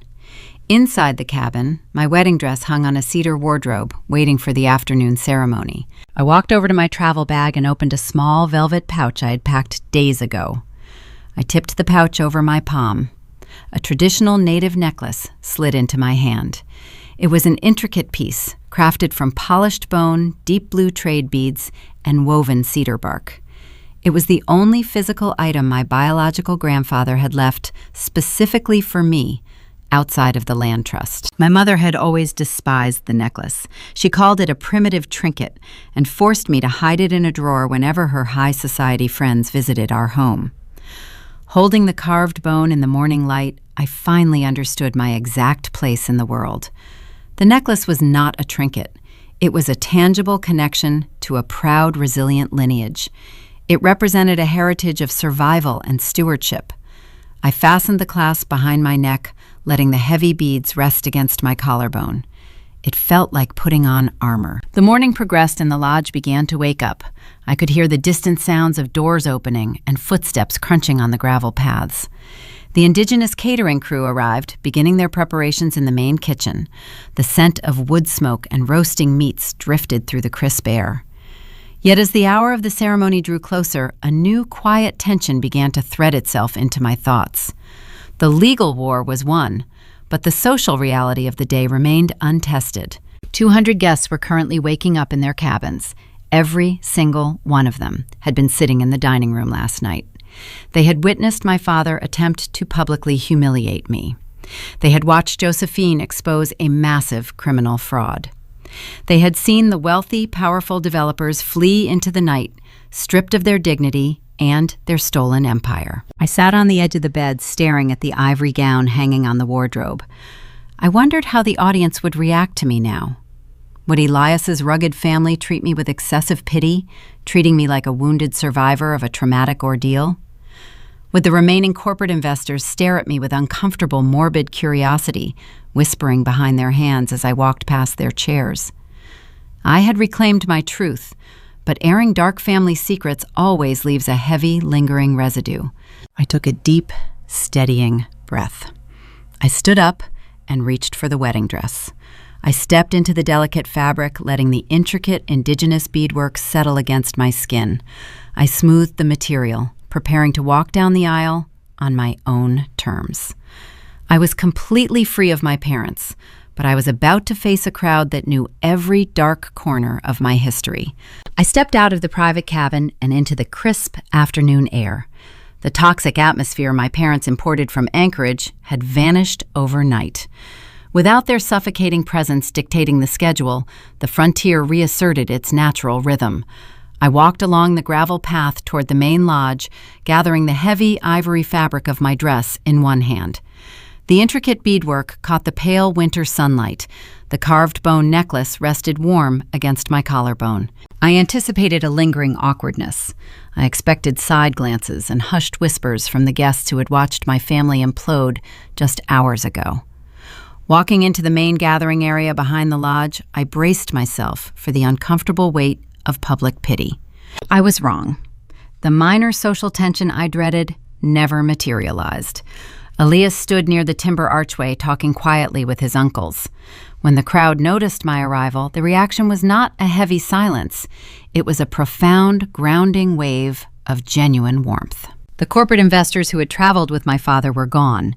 They had quietly checked out before dawn, recognizing that associating with a pending federal investigation was terrible for business. The people who remained were the ones who mattered: the rugged forestry workers, the wildlife biologists, and my colleagues from the Heritage Center formed a solid, protective perimeter around the venue. Aunt Joan approached me first. She did not offer a tragic smile. She wrapped me in a fierce, unyielding embrace, smelling of wool and wood smoke. She told me I looked like a queen of the North. Other relatives nodded in quiet solidarity. Their eyes held deep, unshakable respect. They had witnessed my father attempt to humiliate me, and they watched me hold my ground without shedding a single tear. In the harsh reality of the Alaskan interior, resilience is the highest currency. I had proven my worth, not through a bank account, but through my spine. David, the regional director of the biology program, crossed the snowy lawn. The imposing man who had rejected my father's corporate bribe just yesterday stopped in front of me. He extended a calloused hand. I took it, feeling the rough texture of a life spent outdoors. David offered a firm, single shake. He stated it was an honor to stand with people who refuse to be bullied. That brief exchange cemented his respect for both Elias and myself. The threat to my partner's livelihood was officially buried under a foundation of unwavering loyalty. The ceremony took place on a cleared plateau overlooking the frozen lake. Towering spruce trees framed the natural altar. The sky was a brilliant, cloudless blue stretching endlessly over the jagged peaks. There were no imported floral arrangements or sterile aisle runners. The setting required zero corporate staging. A local musician played a steady, rhythmic melody on a traditional cedar flute. The clear, high notes wove through the freezing air. The guests took their seats on sturdy wooden benches. I did not have a father to give me away. I did not need one. The concept of being handed from one authority figure to another belonged to a world I had discarded. I walked down the aisle alone. It was a deliberate, powerful statement of my independence. My boots crunched softly against the packed snow beneath the hem of my dress. I felt the ancestral land beneath my feet, the vast, untouched territory that was now legally and permanently mine. I walked toward my future, not as a fragile dependent, but as a sovereign individual, stepping into a true partnership. Elias waited at the timber archway. He wore a simple, tailored suit devoid of any pretentious flourish. His eyes locked onto mine, reflecting the clear, unclouded truth we had fought to protect. We stood together under the vast canopy and exchanged our vows. There was no elaborate performance designed to appease a managing mother. The words were plain, honest, and rooted in the reality of the life we were building. We promised to guard each other's autonomy, to navigate the harsh winters together, and to keep our foundation free of shadows. The officiant, an elder from the indigenous community, blessed our union using the ancient language of my grandfather. The words resonated in my chest, a profound echo of the heritage my parents tried to erase. Elias kissed me, and the crowd erupted into genuine, unscripted applause. The reception flowed seamlessly into the evening. Thomas, the caterer I had personally reinstated, delivered an extraordinary feast. Long wooden tables groaned under the weight of fire-roasted venison, smoked salmon glazed with birch syrup, and warm sourdough baked in cast-iron skillets. The scent of wood smoke and rich spices filled the grand dining room. It was a celebration of local tradition, far removed from the sterile, catered ballrooms of Seattle. The string lights strung across the timber rafters cast a warm, golden glow over the gathering. A bluegrass band set up near the hearth, playing lively, energetic music that kept the wooden floorboards vibrating. Elias and I danced, moving easily through the crowd. We were not performing for a camera. We were simply living. I paused near the edge of the dance floor, catching my breath. I spotted Josephine standing near the grand stone fireplace. Elias's mother held a mug of hot cider, watching the joyful chaos with a quiet, satisfied smile. The heavy dossier she had weaponized the night before was nowhere in sight. Her job was done. She caught my eye and raised her mug in a silent toast. Looking at Josephine, I experienced a deep, illuminating realization. For 29 years, I had agonized over my lack of biological connection, struggling to earn a place at a table where I was merely a financial instrument. Now, surrounded by laughter and authentic warmth, I understood the true architecture of family. Family is not determined by bloodlines or legal guardianship documents. It is defined by the people who save a seat for you when the room goes dark. It is built by the allies who gather the paperwork, who stand beside you against the bullies, and who protect your truth without asking for a receipt. I had finally found my real family. The evening deepened. The stars reappeared over the frozen lake, and the band began to slow their tempo. The guests clustered around the fire, sharing stories and passing thermoses of hot coffee. The tension of the past few months had drained away, leaving a comfortable, relaxed exhaustion. I felt invincible. The legal injunction was in place, the emotional ties were severed, and the land was secure. I stepped out onto the wide wooden deck, wrapping around the back of the lodge, seeking a moment of quiet reflection in the frigid night air. Elias was inside, speaking with his colleagues. I rested my hands on the cedar railing, looking out at the dark silhouette of the mountains. The crunch of tires on gravel broke the stillness. I turned my head. A nondescript sedan pulled to a stop at the edge of the lodge driveway, far away from the main cluster of guest vehicles. The headlights cut through the darkness, illuminating the falling snow. The engine idled, sending a thick plume of white exhaust into the cold air. A man stepped out of the driver's side. He did not look like a guest. He wore a cheap nylon parka and carried a stiff manila envelope. He moved with the specific, hesitant posture of someone navigating hostile territory to perform an unpleasant job. He bypassed the main entrance and walked directly toward the illuminated deck where I stood. My pulse beat a steady, calm rhythm.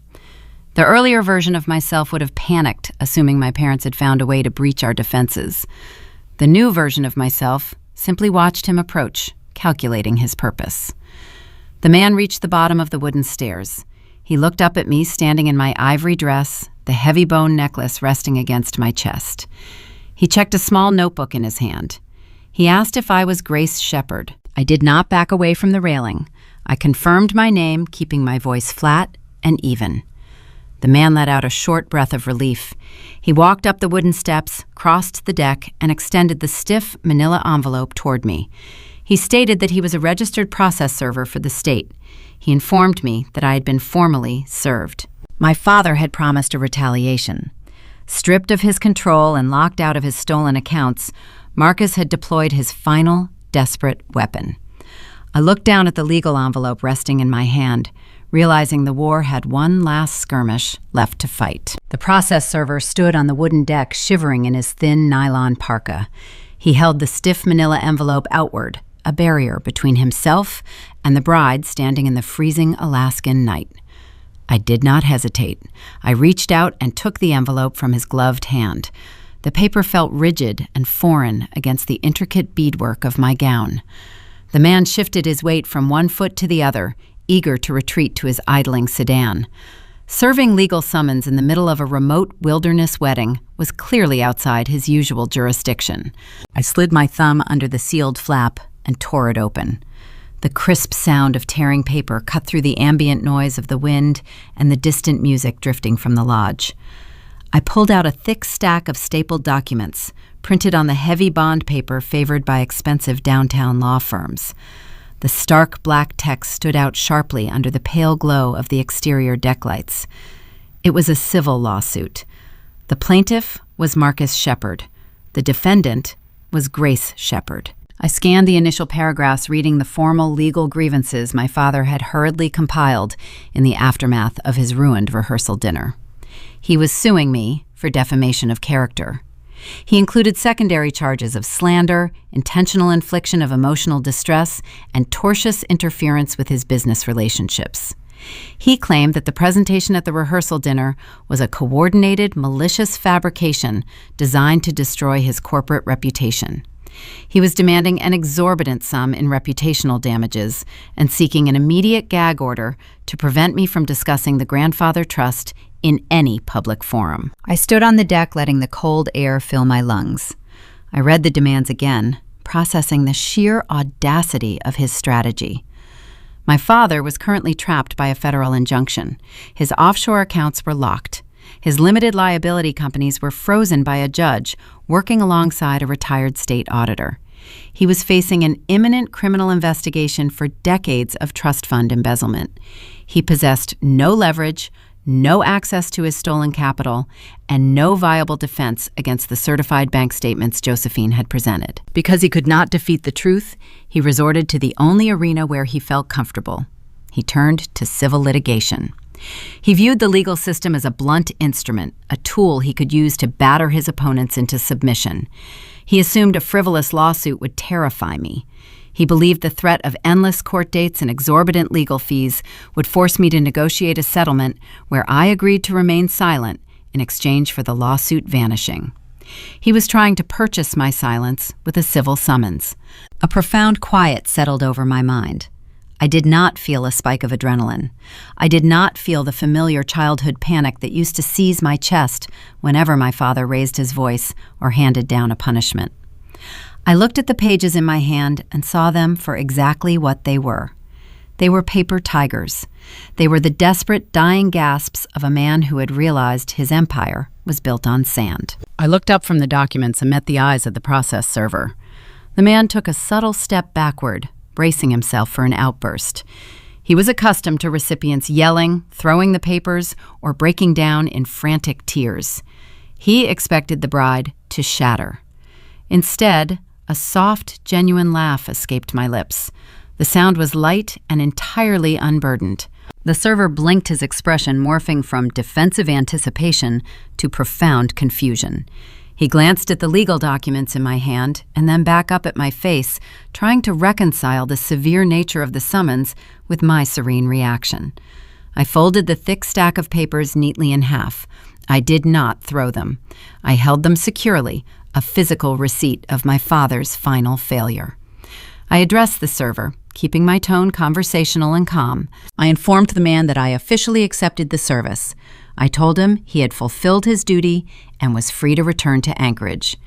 Then I asked him to deliver a brief verbal message back to the law firm that hired him. I instructed the server to inform Marcus Shepard that factual accuracy provides an impenetrable shield against any claim of defamation.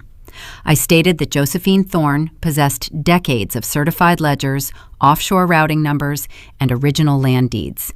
You cannot slander a man using his own banking signatures.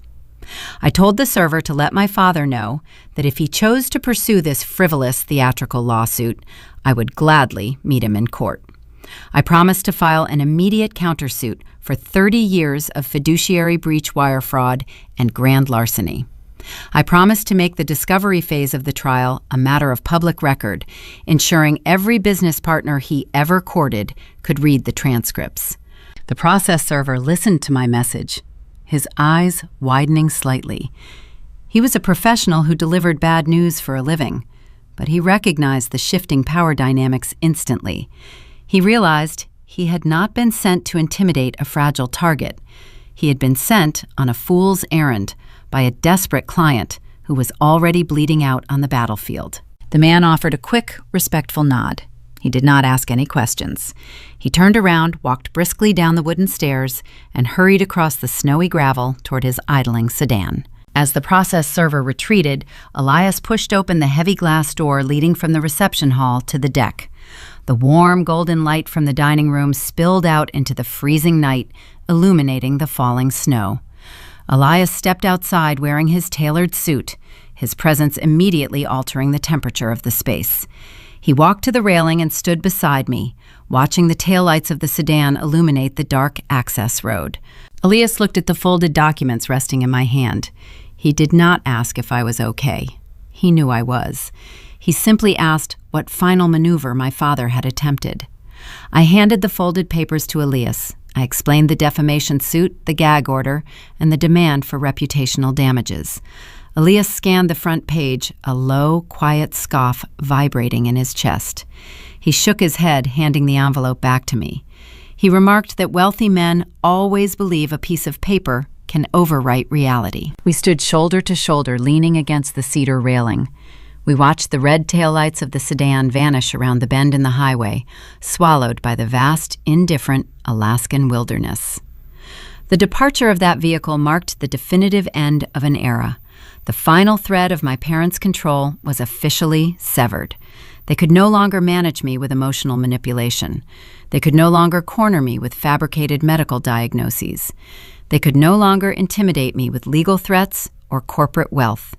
Their entire arsenal was bankrupt. I turned away from the dark highway and looked at Elias. The ambient music from the reception washed over us, a joyful, lively rhythm, played on fiddles and acoustic guitars. The heavy bone necklace rested against my collarbone, a grounding reminder of the legacy I had successfully defended.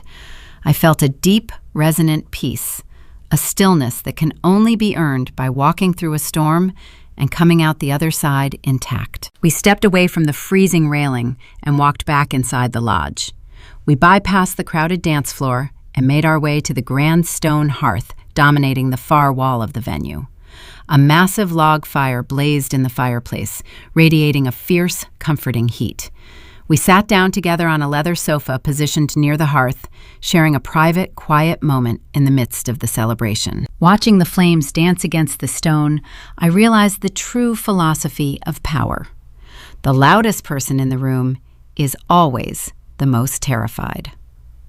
My parents spent their lives raising their voices, manufacturing crises, and deploying lawsuits because they lived in constant fear of losing their leverage. They viewed every relationship as a transaction that required aggressive management. But true strength does not require volume. The strongest person in the room is the one who no longer needs to fight. I did not need to scream to prove my sanity. I did not need to engage in a bitter legal brawl to validate my worth. I had simply held my ground, allowed the truth to surface, and watched my opponents exhaust themselves against an unshakable boundary. Elias rested his arm along the back of the sofa, his fingers lightly brushing my shoulder. The fire crackled, sending a shower of bright orange sparks up the chimney. I leaned into his embrace, surrounded by the genuine warmth of the community we had chosen. The reception continued around us, a testament to survival and authentic joy. Yet as the fire burned down into glowing red embers, a subtle, undeniable reality loomed on the horizon. My father had failed to intimidate me tonight, but his actions had activated a sequence of events he could no longer control. The federal injunction Josephine secured was a temporary dam, holding back a massive reservoir of consequences. The weekend provided a brief, insulated sanctuary, but Monday morning was approaching. When the state agencies opened their doors and the banking regulators reviewed the frozen accounts, the quiet drama of our family dispute was going to transform into a devastating public reckoning. The empire my parents built on stolen ground was standing on the edge of a sheer cliff, and the ground was about to give way. The harsh Alaskan winter slowly thawed into a bright, sprawling spring, but the freeze surrounding my father's corporate assets only deepened. When Monday morning arrived following our wedding weekend, the federal injunction Josephine secured transitioned from a temporary hold into a sweeping, permanent subpoena. The State Banking Commission, armed with the meticulous ledgers provided by a retired auditor, descended upon the downtown Anchorage headquarters of the real estate empire. The ensuing investigation was not a loud, chaotic spectacle. It was a methodical, clinical dissection. Regulators systematically dismantled the intricate web of shell companies piece by piece. The millions of dollars Marcus had funneled from my ancestral trust were traced, frozen, and eventually seized by the authorities to pay court-ordered restitution. The financial foundation my parents spent 30 years constructing crumbled within 90 days. Without the stolen indigenous capital funding his commercial ventures, my father faced immediate crushing insolvency. His creditors swarmed, demanding repayment. The properties he had leveraged to build his legacy were foreclosed upon and auctioned off to highest bidders. The wealthy, imposing developer who had threatened to destroy my partner's livelihood was reduced to a man drowning in a sea of litigation and mounting debt. The economic ruin triggered an instantaneous social exile. My mother operated within elite circles where pristine reputation served as the primary currency. For decades, Helen reigned over charity galas and exclusive country clubs by projecting an image of flawless devotion and superior breeding. But the guest list from our rehearsal dinner included half of her high society peers. The story of her standing in that timber lodge exposed as a conspirator who tried to medically gaslight her own child for profit spread through the city faster than a wildfire. The invitations to garden parties and luncheons stopped arriving. When Helen walked through the aisles of the upscale boutiques, her former friends conveniently averted their eyes or crossed the street to avoid acknowledging her presence. She was quietly but firmly asked to resign from her elite board positions. The polished, influential matriarch became a local pariah. The social currency she valued above maternal love was rendered entirely bankrupt. Stripped of their embezzled wealth, my parents were forced to liquidate their sprawling, modern estate to cover the relentless legal penalties. They relocated to the Matanuska Valley, securing the only property they could afford on a decimated budget. I learned the details through the quiet, reliable network of locals. Marcus and Helen moved into a cramped, drafty cabin featuring a temperamental wood-burning stove and uneven floorboards. It was the exact type of modest, unpolished housing my mother had spent my entire life mocking. She was now forced to live the rugged, self-sufficient existence she once viewed as a symptom of my supposed psychological instability. She had to chop kindling, endure power outages, and navigate muddy, unpaved roads. The irony was a quiet, poetic justice. I did not gloat over their downfall. I simply allowed the universe to balance its own scales. While their world contracted into a narrow survival mode, mine expanded across the horizon. The legal title to my grandfather's vast interior territory officially transferred to my name the week after the ceremony. I held the original 1996 deed in my hands, feeling the profound, heavy truth of my lineage. My parents intended to strip mine the earth, tearing open the permafrost to extract temporary wealth. I refused to let commercial machinery touch a single inch of that frontier. Working alongside indigenous leaders and environmental attorneys, I placed the entire estate under a permanent conservation easement. The deep mineral veins, the ancient towering timber, and the pure glacial watersheds were legally protected from commercial exploitation forever. The land would remain wild, honoring the elder who saved it for me. It was the ultimate rejection of the corporate greed that had poisoned my childhood. Securing the wilderness easement also stabilized my professional calling. I structured a portion of the legitimate trust dividends to permanently endow the Native Alaskan Heritage Center. The grant my father had spitefully tried to freeze was replaced by an irrevocable, perpetual funding source. I preserved the carved cedar masks, the woven baskets, and the ancient whaling tools without ever needing to beg corporate boards for permission. My career in the archives flourished, rooted in a legacy nobody could revoke. Elias thrived alongside me. The empty threats Marcus leveled at the wildlife biology program vanished the moment the subpoena hit the news. David, the regional director who had stood his ground at the lodge, recognized my husband's steadfast integrity. Elias was promoted to head field researcher. We spent our days tracking caribou migrations, mapping terrain, and building a reality anchored in substance rather than appearances. His career blossomed, untainted by the shadows of extortion.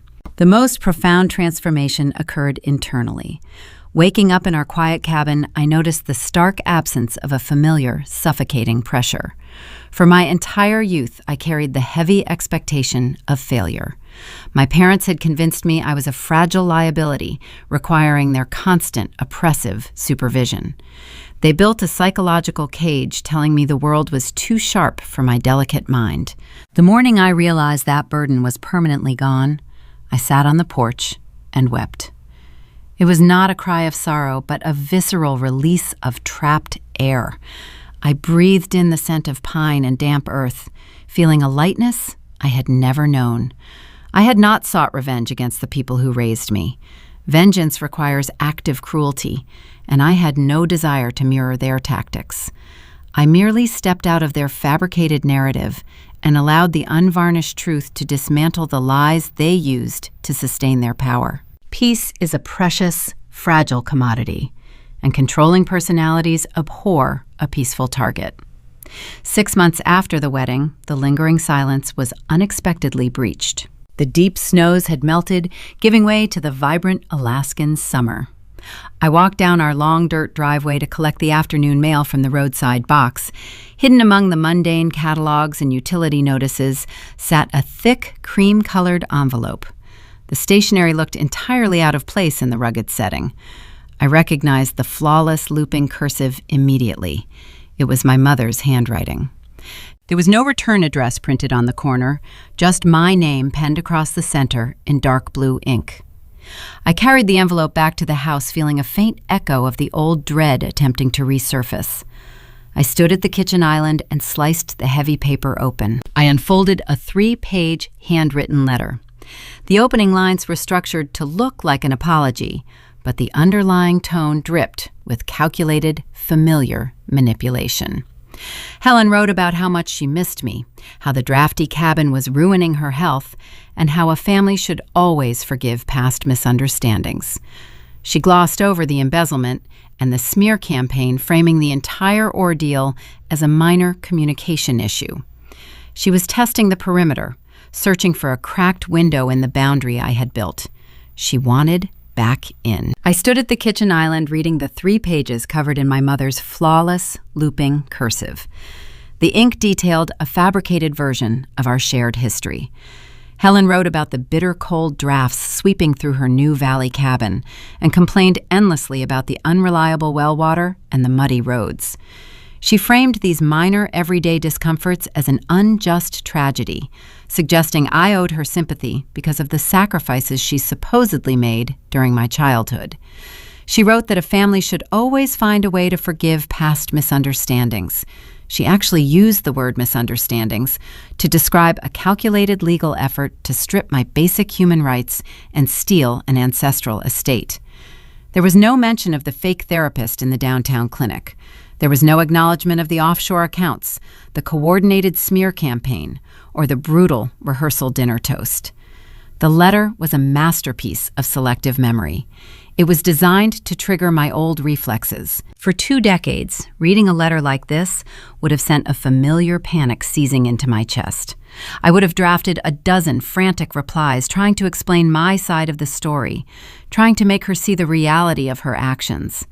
I would have engaged in a bitter, exhausting negotiation, hoping to finally earn her approval. But standing in the bright sunlight filtering through the kitchen window, I felt zero urge to pick up a pen. Explaining the truth to a person deeply committed to a lie is a profound waste of energy.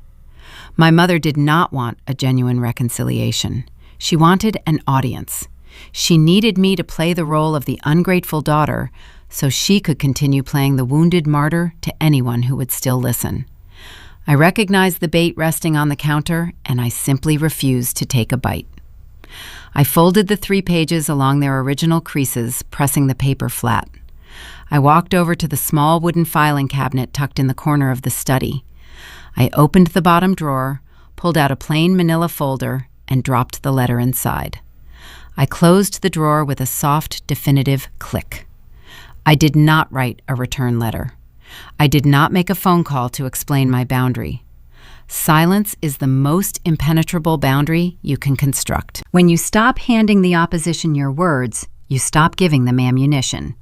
They are left fighting a war against an empty room, and eventually, the echo of their own voice becomes too exhausting to maintain. I walked out the back door of the cabin and stepped onto the wooden porch. The Alaskan summer was in full bloom, pushing away the memory of the harsh winter. The fireweed painted the distant meadows in vibrant shades of magenta, and the air smelled of warm pine needles and damp earth. Elias was down near the edge of the lake repairing a wooden canoe. I watched him work his movements steady and purposeful. Josephine was due to arrive later that afternoon for Sunday dinner, bringing her famous blueberry preserves and sharp wit. I rested my hand against the cedar railing and let my mind wander back to the rehearsal dinner. I thought about the frightened 29-year-old woman sitting under the antler chandeliers, listening to her father broadcast her fabricated flaws to a room full of strangers. I thought about the label he tried to permanently attach to my name, damaged goods. They needed me to be damaged because a broken person is easy to manage. A fragile dependent does not ask hard questions about 1996 land deeds or missing trust funds. But the narrative they built was merely a paper cage, and the moment I stopped believing in the bars, the entire structure collapsed. I was not a liability. I was the protector of a legacy my ancestors entrusted to my care. I preserved the deep mineral veins, the ancient spruce forests, and the pristine glacial lakes. I ensured the carved cedar masks and the history of my people would endure at the cultural center long after the commercial real estate empires turned to dust. The traditional bone necklace rested against my collarbone, a constant physical reminder of the lineage I had successfully defended.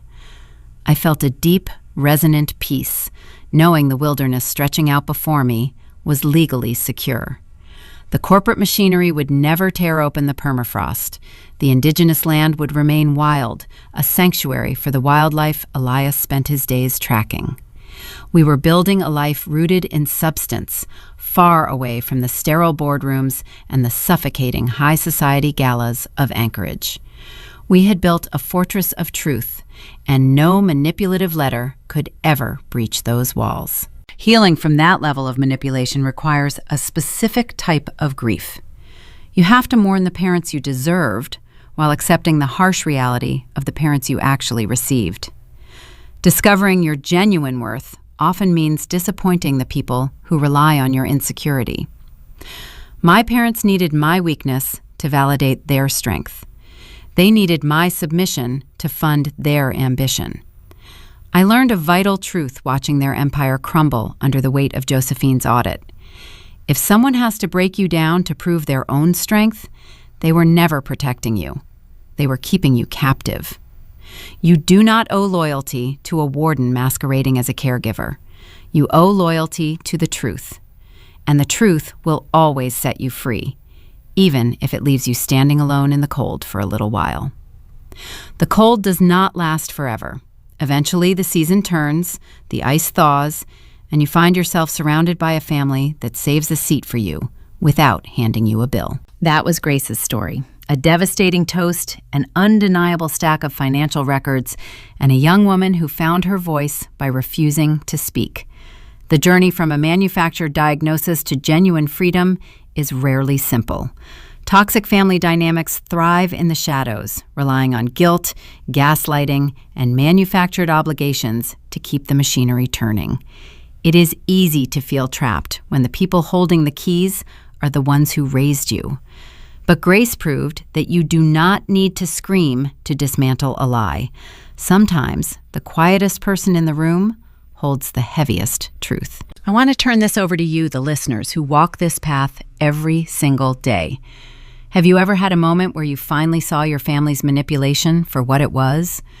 Tell me about the day you stopped playing their game in the comments below. Whether it was a canceled wedding vendor, a hidden bank account, or a quiet conversation that finally opened your eyes, your experiences matter. I read every single one of your stories, and I know someone else in the comments needs to hear how you survived. Finding your worth is a quiet rebellion, and you do not have to fight that battle alone. If you found a piece of your own journey in this video, please hit the like button and make sure you subscribe to QT Told Stories. We share these narratives to remind you that boundaries are not acts of cruelty. They are acts of survival. Keep protecting your peace, keep holding your ground, and I will see you in the next one.